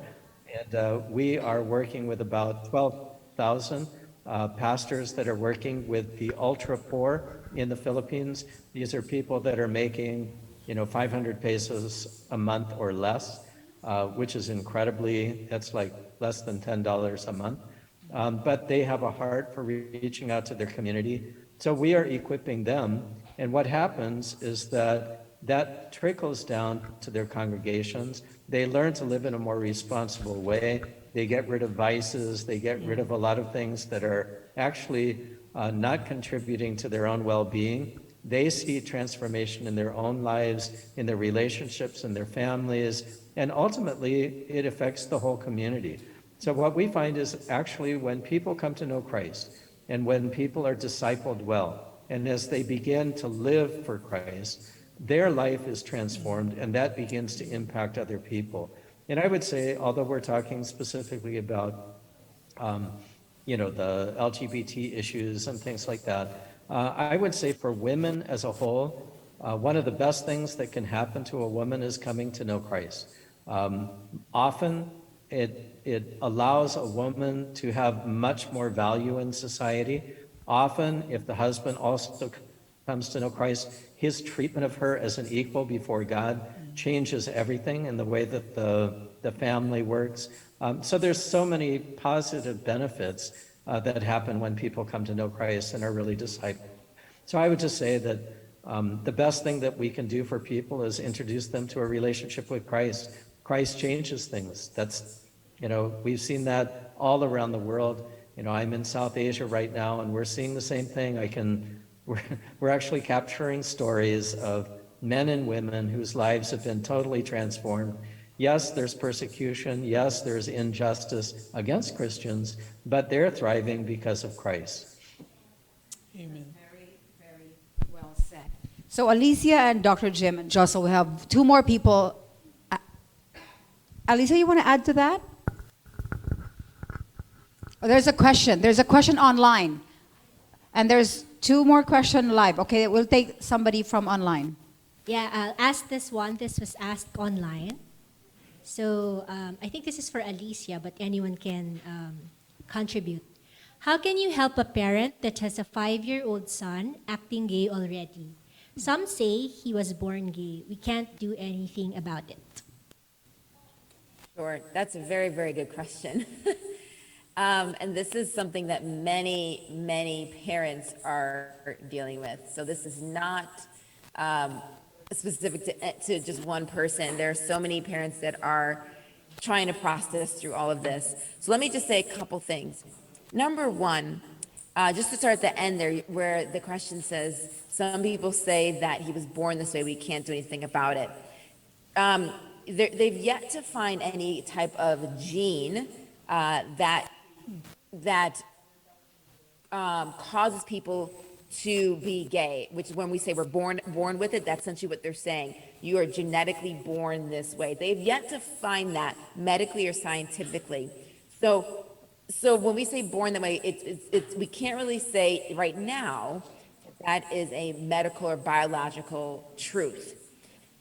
However, what we can say is that people are born with certain desires for things, and that is absolutely true. Some people are born with desire to be very, very merciful to other people. Some people are born with personalities that are very maybe harsh. Some people are born with a natural tendency to lie. Some people are born with, the list goes on and on. We are all born with certain tendencies, desires, emotions, these kind of things that are a combination of biology, but also nurture in our environment and the culture in which we grow up in. So those influence us. Regardless, every parent, even though it may not be what they want to do, is tasked with the challenge of teaching a child, but this is the right way in spite of your desires or your wants or your emotions. And so parents are always seeking to say, hey, I know they took your toy from you, but the response that you had to bite them is the wrong response. And though I know that seems natural to you to bite somebody as a result of them taking your toy, but as your parent, I need to teach you right and wrong. And so parents are always working to change a behavior that a child was born with. In other words, we don't use the reason that somebody is born with this as a reason to allow them to grow up into adulthood with that. Parents are always trying to change the way a child is born into conforming them into doing what's right. Okay, so just one thought on that particular thing. Now, when a 5-year-old is to go social constructs that we've put around what it means for a boy to be acting like a boy as a child and a girl to act like a girl as a child. And that has caused a lot of the problems in this kind of thing. So for me, as a child, I loved sports. I always wanted to do sports. I was never really into doing makeup and doing fun things with your hair. I liked sports. I loved mathematics. I would sit at home on the weekends and just work on math problems because I just thought math was really fun as a kid. And so when it came time to be doing an activity when I was with a group of other kids, I always wanted to do sports. I didn't want to sit and just watch other people. By many cultures, and I always loved wearing pants. I didn't like to wear, or trousers. I didn't like to wear dresses. And some people, find that to be funny as well. So by some of the ways that people measure whether or not somebody's gay or not, they would have classified me as that because I had a tendency to do a lot of what my culture would call boyish things.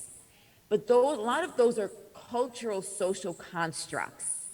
Those are not, there's certain countries of the world where men are wearing what looks much more like dresses or robes than maybe you might see in another country. Or so even at my age, if we were following these social constructs, people would have said that I'm a boy. So when we say somebody's acting gay, what does that mean? How much does a 5-year-old understand about romance? When we say gay and lesbianism and bisexuality, we're talking about someone's physical attraction to somebody else sexually or romantically. Does a 5-year-old really even understand what that means? Or is this a 5-year-old boy who just likes to play with dolls? The reality is imaginative play, children pretending to be somebody else is a natural part of childhood. Okay, so when you see children play house, and okay, this one is the mom, this one is the uncle, this one is the child, this one plays the dog, this one plays the neighbor, right? And you have children pretending to be somebody else, even something that they can't be. Nobody can be a dog. Someone's going to be the special unicorn or whatever it might be. Those are not realistic things that they can be, but that's a good, healthy part of child play, is to imagine or to act like something else. That doesn't necessarily mean that because a child is playing with friends and is playing the part of a dog or playing the part of a unicorn, that the child actually believes that they can be a unicorn or they can be a dog. And even if they do, the parents, children naturally play dress up as people of the opposite sex. And that is a normal part of childhood play. It's just that now we are saying, oh, that must mean that they're gay because we're reading it through the cultural lens. And we need to be careful about doing that.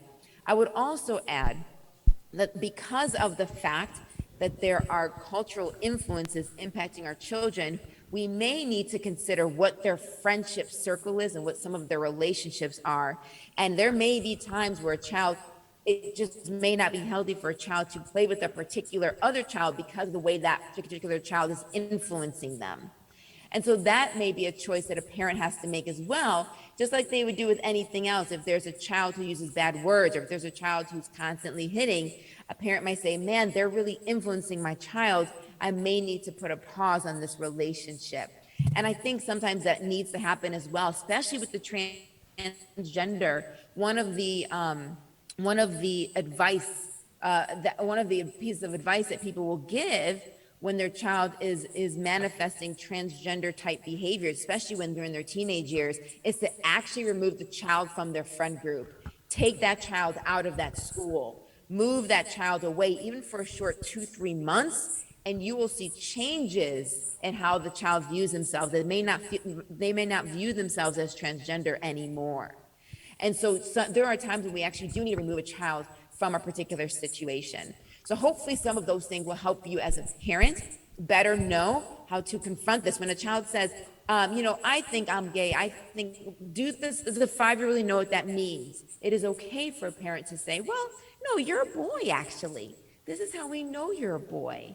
These are the ways that we can say, we know as your parents who love you, we can help you with this by telling you that you are a boy, because a 5-year-old is not thinking romantically and sexually most of the time. That was clear presentation. Thank you for that, Alycia. So we have another question again from the live audience. We have 2 more. Are you still okay to stay, right? Okay, Venus, you have another question again? Is that okay? Yes, of course. Keep it coming.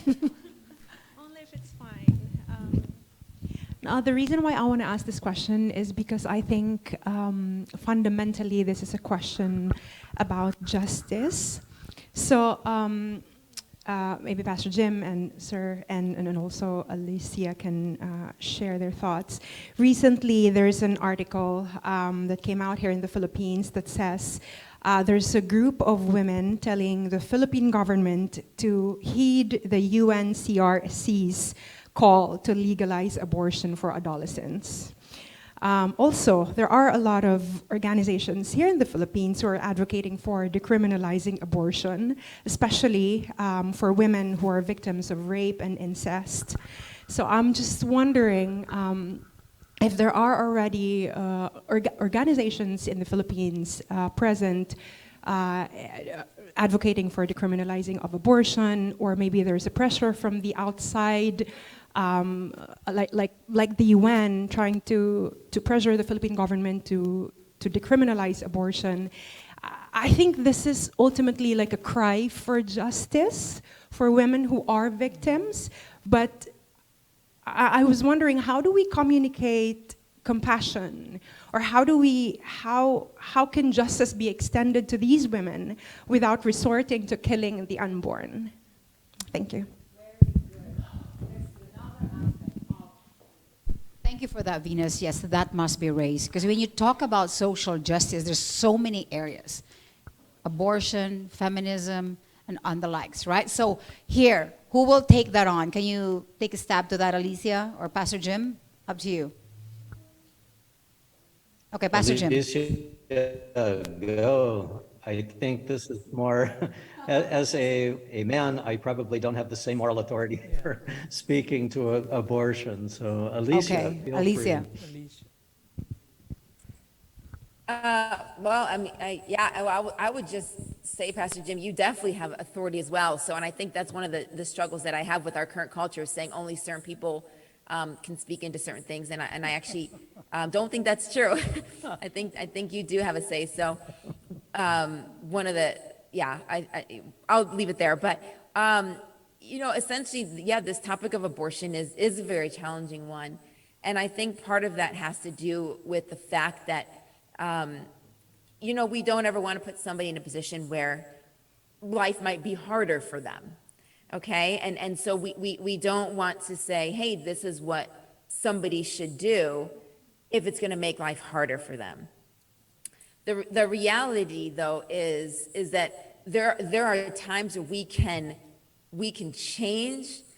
We can bend, we can be flexible. Like, how can we make life better for this person, or how can we alleviate some of their burden? The challenge becomes when the solution to alleviating their burden is to take another life. When the medical community is telling us that we can hear a heartbeat, I think it's as young as 4 weeks now that we can hear a heartbeat in the womb. At the very least, people who argue for abortion should be arguing for the first 4 months, at the very least. Because you're telling me, if once we can hear a heartbeat, that we know that is a live thing. And I recognize the inconvenience. I recognize the challenges that having a child, especially if you are alone as a woman, and you are being forced to maybe enter into a situation like that you didn't choose. Absolutely, that's going to be hard. I don't doubt that for a second. This is where the family aspect or the community aspect is essential. However, based off of where you are in the world, you will have family help and community help, or you won't. And so that's also a factor as well. Venus had mentioned specifically rape and incest as some of the things that she was thinking of. I would say this, what I find helpful is when it comes to the topic of rape, is I actually find it helpful to listen to people, women who have been raped and have chosen to keep their child, and listen to their stories, or listen to the child's story when they grow up and how they are so thankful to have had a chance and the opportunity to live. In other words, when we make decisions in life, we don't tell people, make the decision that's right for right now without any consideration of the future. We want adults to consider the whole picture, the present and the future, making the decisions. And oftentimes when it comes to the rape and incest thing, we say, look at the now. That's all you need to consider. It's going to be bad for you. Your life is going to be horrible. You're always going to be in pain. You're always going to be traumatized. But when we talk to the child that actually does live, and they're 30 years old now, they are so thankful. They are so grateful. That's part of the bigger picture. So really quickly, I remember I met a young woman who was, I believe, 14 when she was raped. And she was raped by a person who was going around the community raping multiple women before he was actually caught. Her father was a pastor, and she found out not long after she was raped that she was pregnant. This is obviously very devastating for her. And they made the decision to keep the child. And she said what was really transforming for her was when she first began to feel the child move. When she began to feel that baby, who was a girl, actually begin to move in her, it changed everything for her, because it let her know that although she was now a victim of rape, that her life wasn't always going to be about that there was a reason to live. Because she had considered, suicide and depression, all of these kind of things, these painful things that happen as a result of the trauma. But when she felt that life live in her, it began to heal her. It began to make her realize there is a future here. There's something exciting. And so she named her daughter Hope, because hope, the existence of hope, actually gave her a hope for the future. Sadly, she ended up losing the baby through a miscarriage, and that baby actually was never brought to full term and lived. But I'm talking to her now as a 19-year-old, 18, 19, 20-year-old college student, and she was telling me there isn't a day that goes by that something doesn't happen in my life where I don't want to tell Hope about it. A young 14-year-old who was raped, who actually found healing from the trauma through the life she now had in her womb.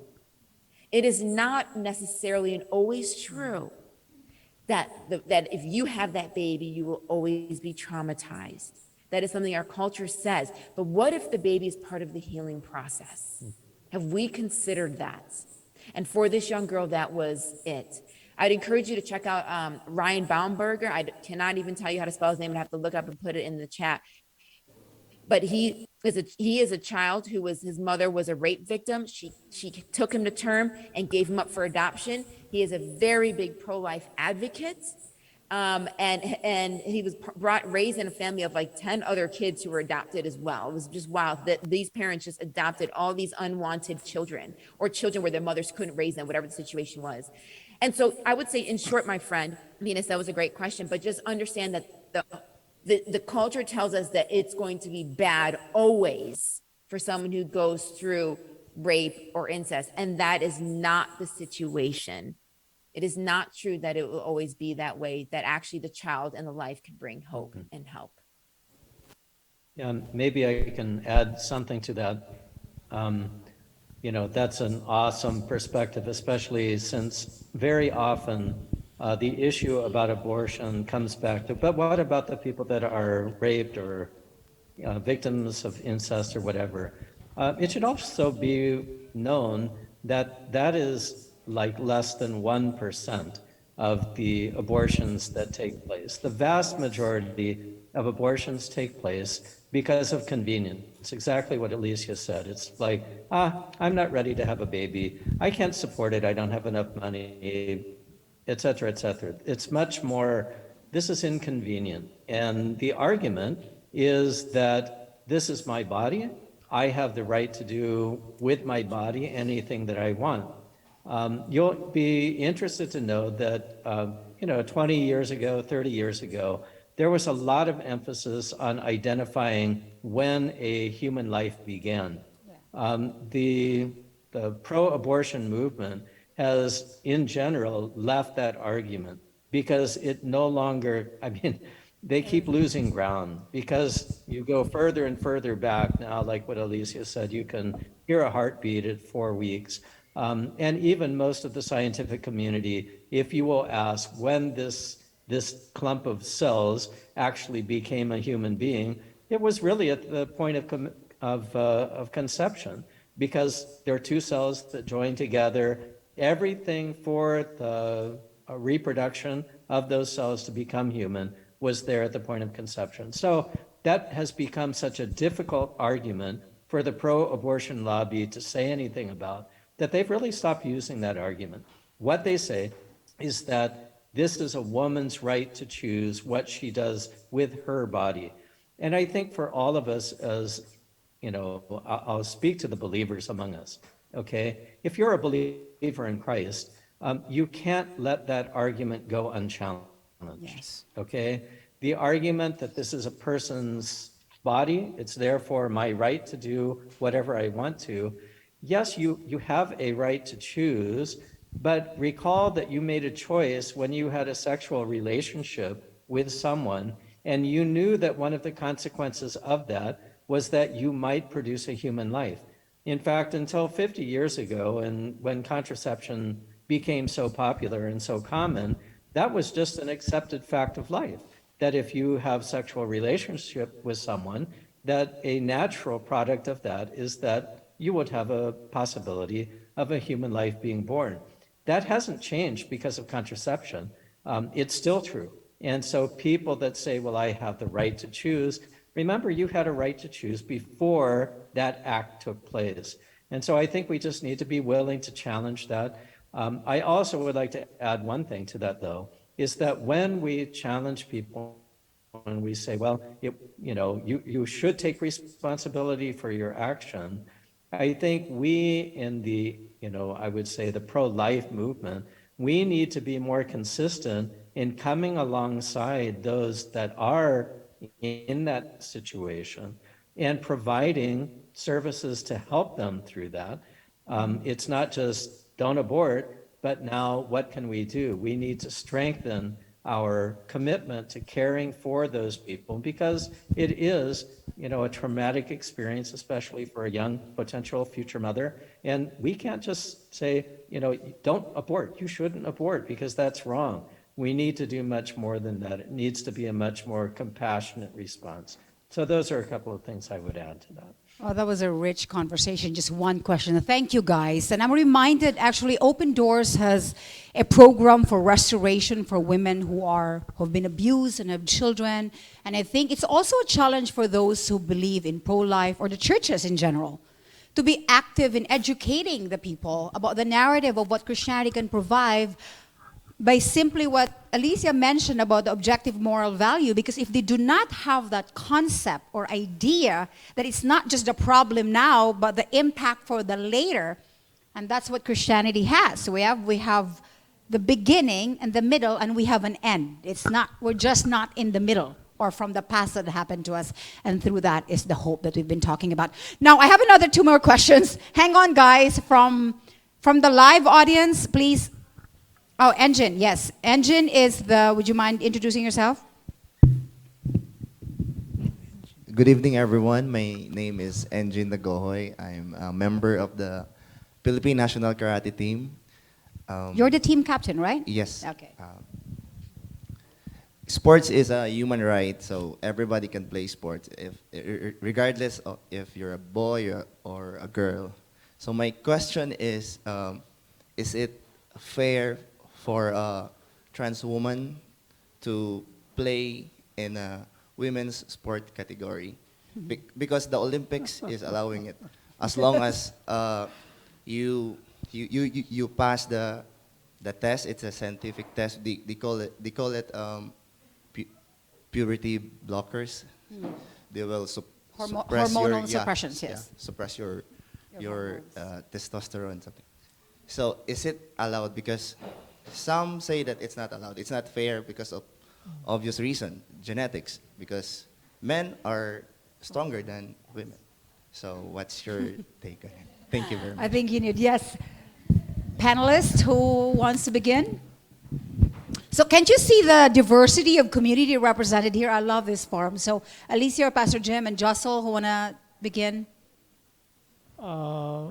Really, I mean, it has to be decided by. So the Olympic Committee has approved that? Yes. No. Okay, you want to pass it on to, yeah. I think that's, okay, who wants to take it on? Alycia, especially because you started that in your Western culture when everybody now has, and you have exported it to Asia and to the rest of the world. So both of you are Western. Of course, Pastor Jim lived in the Philippines for so long, so Filipino at heart. So any take on that? Alycia. Yeah, no, thank you for asking that question, friend. It is a good one. I am an athlete, sports person like you, so I fully understand this kind of question. So I have played both on men's teams and women's teams. And just because sometimes there isn't always a women's team to play on. So I've had to do play sports with men, which is whatever. That has not been a big deal. I will tell you, playing both men and women's sports, that there are fundamental differences between playing men and women's sports. Yes, you already alluded to the fact that men are stronger and they're just faster. They're at a lot of these sports than I, or should I, the particular sport I was playing, they were faster. They're just bigger than I was. And I know that you mentioned the puberty blockers, which is a key thing. Usually puberty blockers are given to a child before puberty or the very, very early stage of puberty. The idea is that it stops it. So they're usually given to a child maybe around 12 years old, maybe 11 years old, depending on the age. And so these would be drugs that they would have been on for a very long time. If they're now playing adult sports, you're talking they would have been on these particular drugs for at least, I would say, 8 years if they're now playing adult sports. After the puberty blockers, after a few years of that, they would be on either estrogen or testosterone, depending on if they are biologically male or female and what they are next trying to become. And so those also have side effects and outcomes. So there is definitely some truth to the fact that the puberty blockers will impact the way somebody develops biologically because of the fact that it's not normal. The normal puberty process has been stopped, has been prevented. But with that said, one thing that I've learned as an athlete, friend, is there's more to differences than size and speed and these kind of things. What I've learned playing the same sport with both men and women is that men and women think differently when they play their sport. In other words, there's times when I play the sport with men and it's a team sport and I'm playing like, what are they doing? Like, I don't understand their next move, or I can't really read them. Why did they make that pass? Or why are they over? And I'm constantly trying to figure them out, how they're thinking. When I play with women, I don't have any of that. I can just read her. I know exactly where she's going. I know exactly what she's going to do. And you'll see that even in a normal conversation between two women, they can finish somebody's sentence, or they just know where the other woman is going. Women have the ability to read women a certain way in the same way that men have the ability to read each other in a certain way. And so I think the challenges go beyond just physical speed and strength and muscle, but even to the way that we think when we play the sport. So I am aware the Olympic Committee did make these changes. I was very shocked. There are some great things that come out of Western culture. I'll speak particularly for America, some great things that come out of America. And there's some not great things that come out of America that where we have just been a poor influence on the world. And I was really shocked that the Olympic team or the Olympic Committee would actually approve this. I think that it is slowly becoming more and more problematic, especially more with people who are born biologically male playing in women's sports. And so we're going to need to see how this pans out over the next several years. There's been several times in America where men have beaten women at certain sports and have taken first place and second place. And so women are dropping down in the rankings, and that's making people very upset because they are trans women. They are born biologically male and have transitioned to women, and it's causing women to not get some of the achievements they would get. And so I think this isn't an issue that's settled yet.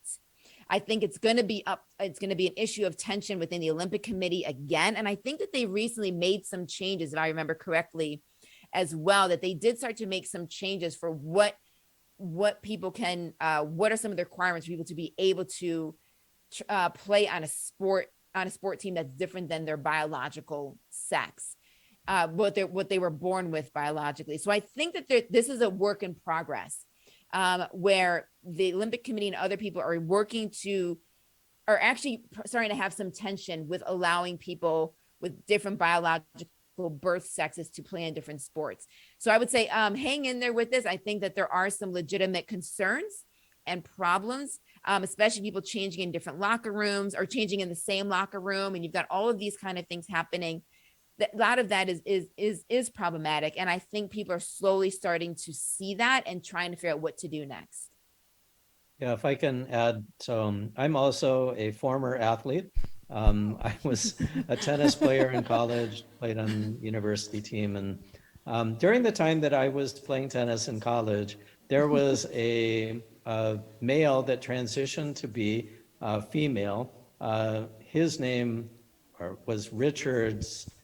He became Renee Richards, and he played on the USTA circuit. He had previously been a good club player, amateur player, but when he transitioned, he suddenly became competitive with women that were on a professional circuit. And one of the things that was most revealing about this was actually a person that came out most strongly against that was Martina Navratilova. And Martina Navratilova is actually, she herself has married another woman. So her sexual orientation is not traditional. And yet she argued vehemently that he should not be allowed to take part in the Women's Tennis Association because she felt that it was unrealistic for women eventually to be able to compete with men who would make that transition because of the obvious differences in strength, speed, and all of those things. It was a test that didn't last long. He actually pulled out. He's an ophthalmologist, or she is an ophthalmologist, and didn't really take the tennis thing far enough. But I just want to say that many women are rejecting this whole concept. Now, you don't see it going the other way. You don't see many women that transition to become men, and then they want to compete against men. Why? Obviously, because it is much more difficult. It's much more of a stretch to think that a woman is going to be able to be competitive with top-level athletes that are male. But on the flip side, I think what we're seeing is that there's a lot more pushback in especially college sports. There have been a number of very outspoken people from the women's sports federations saying that this needs to be stopped. So I think, as Alycia said, this is a work in progress. I think we're coming up against this issue. It's like we want to affirm people's choice to be whatever gender they feel that they are. But there are real world considerations that tell us that that can't work because you can't just say, well, I am now a woman. Well, you have characteristics that are male. And going back to what Alycia said earlier, you know, if I decided that today I wanted to be a 7-foot Asian woman, you would look at me and you would say, no, you're not. I don't care what you feel like. You're not a 7-foot Asian woman. There is a reality that you have to live with that is not because of what I choose, not because what I want, not because even what I feel, but there is a physical reality that we have to live with. And I think eventually saner minds will finally figure this out. So hopefully we will go back to a little bit more realistic view of how a trans person could be involved in sport. Thank you for that, Pastor Jim. But I want to bring something in the forefront because of this question. What are we getting present here? What we're getting present here is that it really brings you back to objective truth. Is there such a thing as that? But if you keep pushing that, this is where we will end up, this mess. Like there's always going to be confusion over this thing. And that's what we try to achieve in this conversation, to bring back to the point of reference. Because if we move that, one demarcation line, everything follows. Sports, family, and all these things, right? Okay, now, I think we should have a forum, April, on this topic, a separate forum. We have one more question, insisting to follow through. Okay, one more, last, okay, yes. Thank you. Another one from the sports committee, from the sports team, Philippine National Sports Team, yes.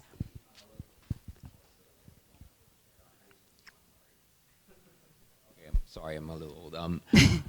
Hi, good evening. My name is James. I'm also a member of the Philippine karate team. I'm a teammate of Engine, by the way. I think we're kind of pressed for time. I actually came up with 3 questions, but...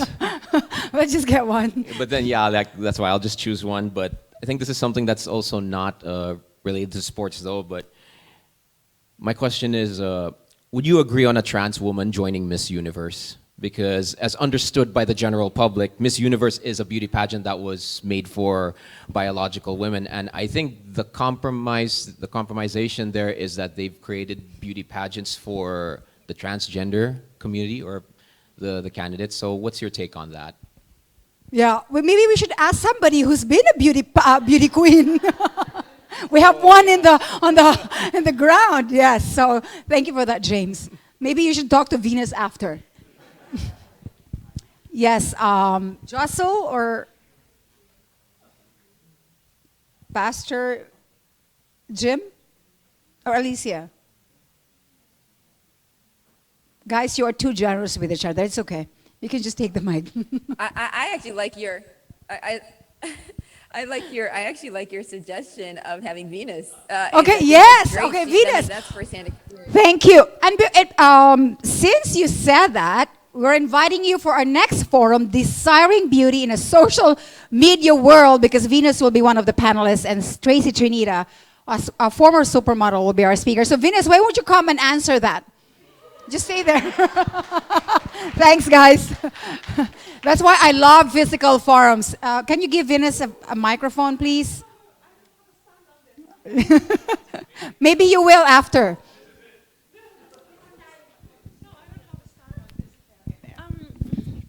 Yeah, honestly, I feel like I might not be in the position to answer this question because I'm not part of the organization.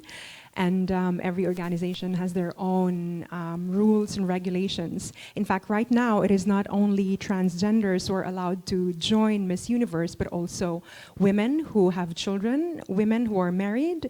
Regardless of your height, your weight, your color, you are now allowed to join Miss Universe. But I think in the Philippines, since it is still unconstitutional, we cannot, because one of the requirements is to give a birth certificate stating that you have transitioned from a man to a woman, and that's the only time that you will be allowed to join the Philippine competition. So at the moment, we can't allow transgenders to join Miss Universe Philippines. But there are other countries that have allowed that already. In fact, a few years ago, there was one from Spain who won the Miss Universe Spain competition, and then she represented Spain for the Miss Universe competition. And today, Miss Universe is actually owned by a trans woman. So it is not an impossibility that in the coming years there will be more trans women who will be joining the competition. But again, I don't own the organization. I am not part of the Miss Universe Philippines organization. I have my personal take on this, but I think when it comes to this very specific organization, I don't think I am in the position to give my opinion. Okay. Thank you. Thank you for that. I think that's pretty safe. James, I think that's fresh. Oh, you're there already. So that's fresh from the person who's in it. And again, I think we'll always go back to, yes, we'll always, it's getting heated here, guys. You're missing it. You should fly here. It always goes back to, again, these are our culture. This is the cultural milieu of our pluralistic society, as we said, right? It's going to be changing and changing a lot. Now, why we're having this dialogue is to present to you a viable option of objective truth. From that foundation, then we can find answers to these questions. And I want to throw one last question as we close to the panelists. It's really, we've heard people from different community, from different perspective, from different worldview. We have presented the Christian worldview. Now, speaking in the context of a women's forum who stands in truth and love, what's the role of the gospel in all this? In this dark, changing, confusing issues? This is not something we can back down. This is something we have to deal every day, beginning with our own family members, friends, organization, work. We haven't even talked about that yet. That's another entirely different forum. So, and then society and the world as a whole, what's the role of the gospel here? Pastor Jim, may you begin? Or Josel?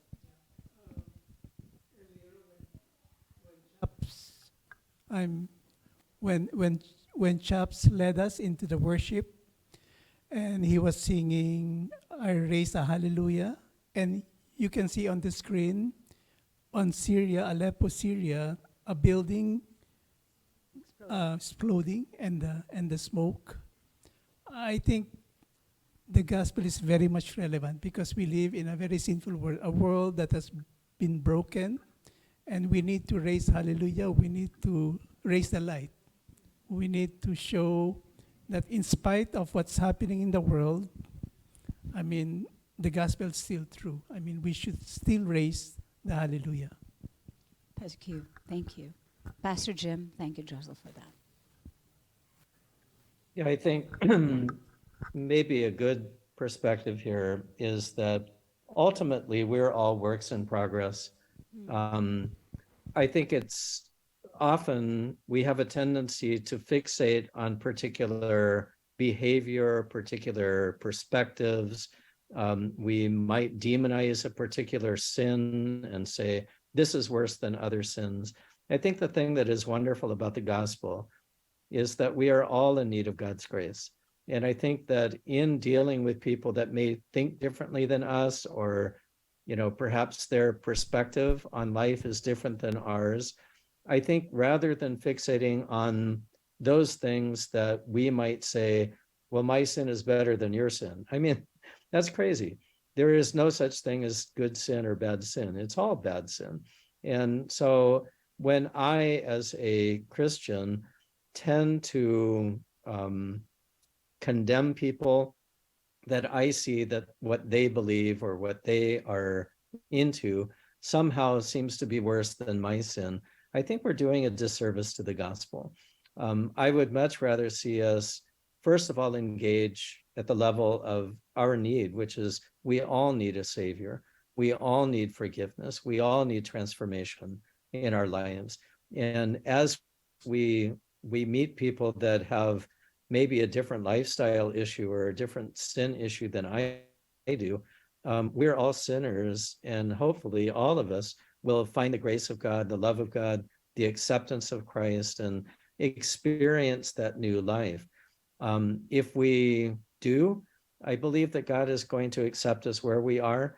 And I also believe that he is going to change us in what he wants us to be. So I think when it comes to the gospel, we need to be very clear that the gospel isn't, God singling out certain types of people that he says, wow, that's really bad. All of us are sinners that need to be saved. All of us need forgiveness. All of us need to be transformed by him. And I think when we accept that, then it's much easier for us to be instruments of reconciliation for other people. So I hope that when we have these discussions, yes, we do believe in absolute truth. We do believe in absolute morality. We believe that God has revealed what the things are absolutely true, what are right. But at the same time, I don't think that we have a position of superiority as believers that somehow, because we know these things, we are better than other people. So I hope that we have grace, that we have acceptance, not acceptance of sin, but acceptance of the reality that all of us are sinful before God and we need transformation. So I guess that's how I see the gospel fitting into this conversation. Thank you. Alycia? I think, thank you for that, Alycia. That's good. That was a fantastic answer. I love that. I think that was so beautifully said. I think the gospel has something for all of us. If you're somebody who struggles with loneliness, or you're someone who struggles with value and feeling worth, I think you're going to find that Jesus sought out and intentionally helped make people who were devalued in society feel valuable. Whether you were a leper, whether you're a woman, whether you're born blind, you were seen as worthy. You were seen as important, of his time, of his attention, of his kindness. If you're someone who struggles with loneliness and you read things like when Jesus says, I'll be with you always, even to the ends of the age, then you're never really alone. If you're someone who struggles with meaning, does anything I do matter? Does my life matter?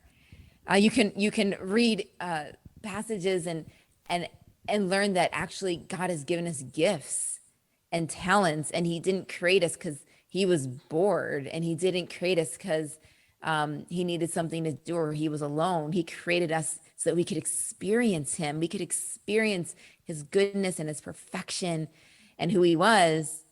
And in the same sense, he's given us personalities and talents and gifts to be able to explore the world or learn things and grow and play music or whatever it is that we might be. Like, our life does matter because there's an intentionality behind our creation in the first place. In other words, the gospel message applies to all of us who are feeling, even if we're not feeling, but lost, confused, meaninglessness in life, not knowing if we're important, whatever it is. There's a gospel message. There's a gospel affirming message in it all, where, in other words, the source and the answers to all of our confusion, all of our struggles, all of our wrestles, all of our depression can be found in a perfectly good, loving, merciful God who gives us our value, who can show us our worth, who can comfort us in pain. And so I think the gospel message is ultimately for all of us who have ever felt broken or felt confused or felt alone or felt depressed, that ultimately there is a source that can walk us through these points in time. And I know oftentimes the Christian perspective on the transgender thing has made a lot of people not like Christianity. But I look at it differently. I look at it as a God who knew we would struggle with understanding who we are, understanding, are we male or female? And so from the very first book of the Bible, he helps us with that struggle. He could have left certain things out, but he let us know from the beginning, hey, your male or femaleness has to do with how you were formed and how you were created. I see the Bible actually as God helping, seeing our struggles that are to come and saying, let me meet that need for you now. So I think there's a gospel message that is, if this is true, then all of these things that I just said are true. And because we know that Jesus existed, because we know so much about the credibility of the Bible and that his resurrection is there's no better explanation as to what happened to Jesus than the resurrection. We know so much of this, that this is true, then it means that all of these other components come along with it.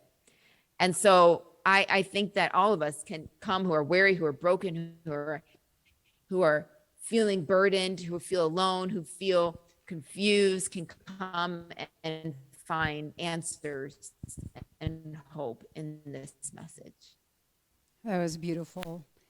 And indeed, the greatest command, right? Love God with all your heart and all your mind, and love others as He has loved you. So, as we come to a close, if we put in summary of what we have discussed, and I really enjoy this discussion, didn't you? Right? I really enjoyed it. Thank you so much for your engagement and participation. And I remember John's thought, a theologian, preacher, philosopher also. He has this framework. What are we then to do now? We get that our culture is rapidly changing. This is all the time happening, right? How are we to respond? Are we going to escape from it and turn our back from these issues and steal our hearts from the cries of the people that are asking for help and hope and peace? Or are we going to accommodate? Meaning, as people who are of faith, are we going to just become so indistinguishable? No longer salt and light that we're called to do, because we have failed to develop the attitude towards being salt and light. We're just like the world. Or are we going to engage? Are we going to engage the hurting world with a message of hope that we talk about? Meaning we look at the world with compassion and understanding, with mutual love and respect, fundamentally because all of us, whether you believe it or not, you are created in the image and likeness of God. That hence you're valuable, the human dignity. Such that in our living, in our witnessing, and in our service, the steering of God's love and truth is palpable to people around us. And I think that's the challenge to everyone. In every interaction, in every engagement, what are the people left with? How are they left with? Are they understood? Are they heard? Are they provided? And our job is to point them to the truth. And in that engagement, which I really love how Alycia provided, if we really understand justice, which is consistent to the character of God, who was righteous and holy, and for those who believe, will give justice and champion justice. That's the divine justice we're talking about. And in so doing, in our engagement, brings reconciliation to people that are so different, in fact, if not even different, in disagreement with us, right? Really bring reconciliation to people who hate us, because we are called to consider others more important than yourselves, aren't we? And that's really the greatest thing that we're going to leave you with. And in that engagement, you are already fit and equipped with the gospel as the tool. So enjoy this conversation. And if you do want to ask more questions, my colleagues and I are here in the studio to answer more questions. Please, I want to acknowledge April, JM, and these are my colleagues. They can answer your question. They're just at the back and also online. And probably you can ask Venus as she's speaking next forum. So thank you, everyone. But before we go, I would like to show a video of the open doors. And I just want to highlight this. I love having open doors with us, because in this persecuted church, they don't cry foul. They don't say, stop the injustice. Actually, what do you cry? They cry is, sustain me as I go through this, as I will give witness. Because at the end of the day, every engagement we do is to foster and bring in the kingdom of God and His will here on earth. So that is the truth about this conversation. So please roll on the VTR for open doors. And I know we're in honor of your late founder, and I know we are grieving with you at the same time. Really deeply touched by the ministry who's been spanning ages. Sure, of course, promote. This is God's Smuggler, written in 1967. It has a best-selling. I read this book in the early 70s when I was a new Christian, not knowing that eventually I will be joining Open Doors 20 years later. So this is a good book to read. Yeah, adventure of Brother Andrew called God Smuggler and the Persecuted Church. Yes, and it's available at the back, right? Yes. All right, thank you. So please, let's watch this video.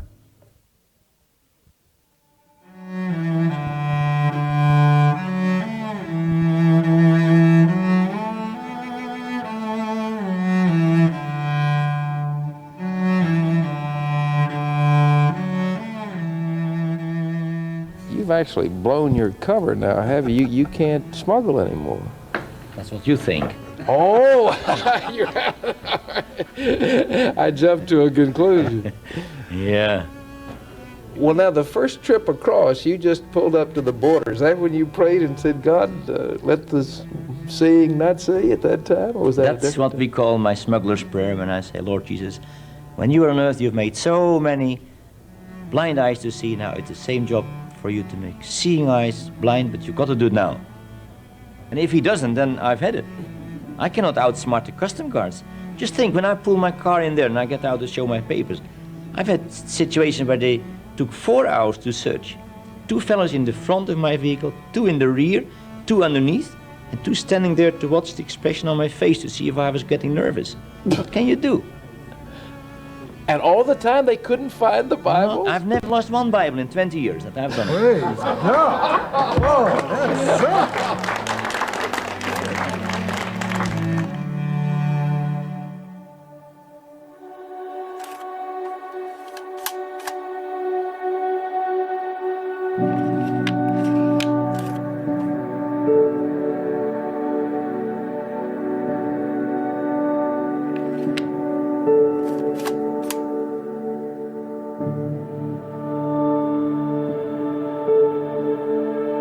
God spoke to me again through His Word. Awake, strengthen what remains, which is at the point of death. Then I understood I have to go to the Christians. I had no idea how to get there. Well, in that one city, okay. But after that, I had no money, no contacts, no language. But something was a burning in my heart. And I said, Lord, yes, but how? I think we in the West, now this is a personal confession, I think we are cowards. We ought to become people of guts and courage and strong convictions, and don't count our lives dear unto ourselves.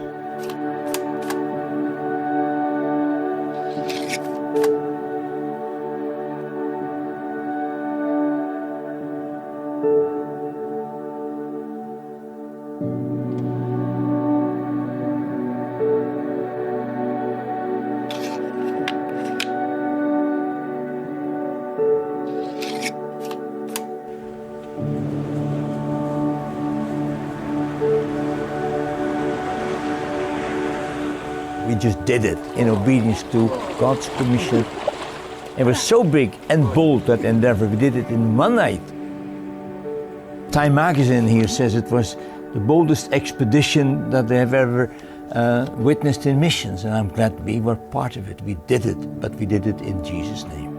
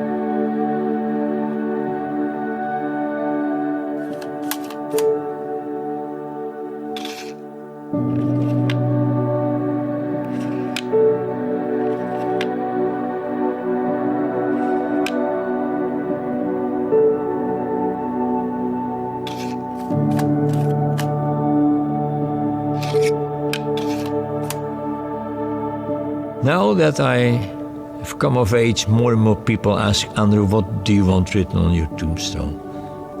I have options. One of them, it sounds very pious, he's not here, he is risen. Another option is, he did what he couldn't.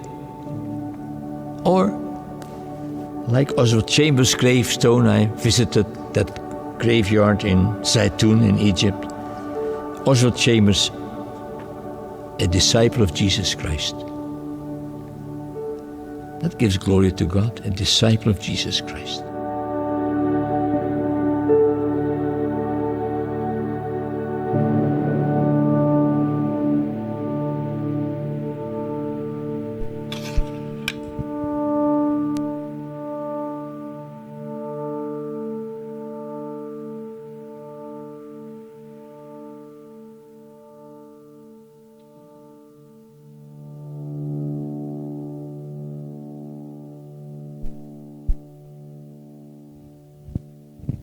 That was sobering. Thank you indeed, Brother Andrew. And I think he left us with a question, what will be in your tombstone? I like that question. And as you go out there in the world, as it is the arena to love, to live, to witness, to serve, to suffer, and die for Christ if you choose. So thank you so much for today. Thank you very much. And as you go, please be reminded that some of you who want to ask more questions, our colleagues can be here for a few minutes. And for us, for those who are online, we are also sending you a post-evaluation form such that we can serve you better in our forum. So thank you once again. Thank you, Josel, for your loving service to the world and to God through Open Doors for 20 plus years. And of course, to our panelists, another panelist. Is Pastor Jim still here? I don't know what time it is in India. So thank you, Pastor Jim. Thank you so much for the profound contribution. And Alycia, there you are. Thank you, Alycia. That was such a wonderful time hearing from you. And I think it's time for you to work out because it's eventually morning. She was up for 5:30 in the morning. So thank you, guys. Thank you, everybody, for joining us. And please check A Woman's Forum on your Facebook and your social media. And I think they will plug here for how to get in touch with us. Thank you, Open Doors, for your partnership. And thank you, CCFBN. Yes, bring us to your organization wherever you are, in your school, in your businesses, in your church. Bring your friends and send us a message how to book us, and we can bring this forum where your context is. So thank you once again, everyone. And of course, this is how you support A Woman's Forum. And that's why it's free, because of those people who are generously been supporting us through the years. And here it is, and they have all the details. And for everybody, I just want you to also know that we have a prayer ministry that you can join. This ministry's heartbeat is the prayer. And I think JM and Justine is here, who's leading the prayer ministry. So thank you. Be a prayer partner with us. Fuel the mission. And above all, go out there in truth and love. So God bless you all. Thank you. Thank you, Josel. Thank you. And see us on November 26th. Book it in your schedule. Desiring Beauty in a Social Media World. And December 10 will be something interesting at a year-ender event. It's going to be on film and the arts. So book it. And we have our speaker also from United Kingdom. Thank you. Thank you. Thank you so much. For us here on Zoom, please turn on your videos before you leave. We will be taking a group photo. Turn on your video. It's okay. Yes, nice to see your faces. Thank you for joining us. And sorry for sending a wrong link. So I posted the correct link to the evaluation.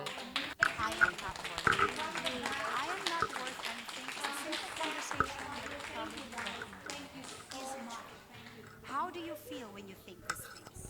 How do you feel emotionally? But who told you that you're worthless? Because if you are worthless, then why would God even listen to you? These are just some of the many thoughts that plague the hearts and minds of women today. But if we look closer,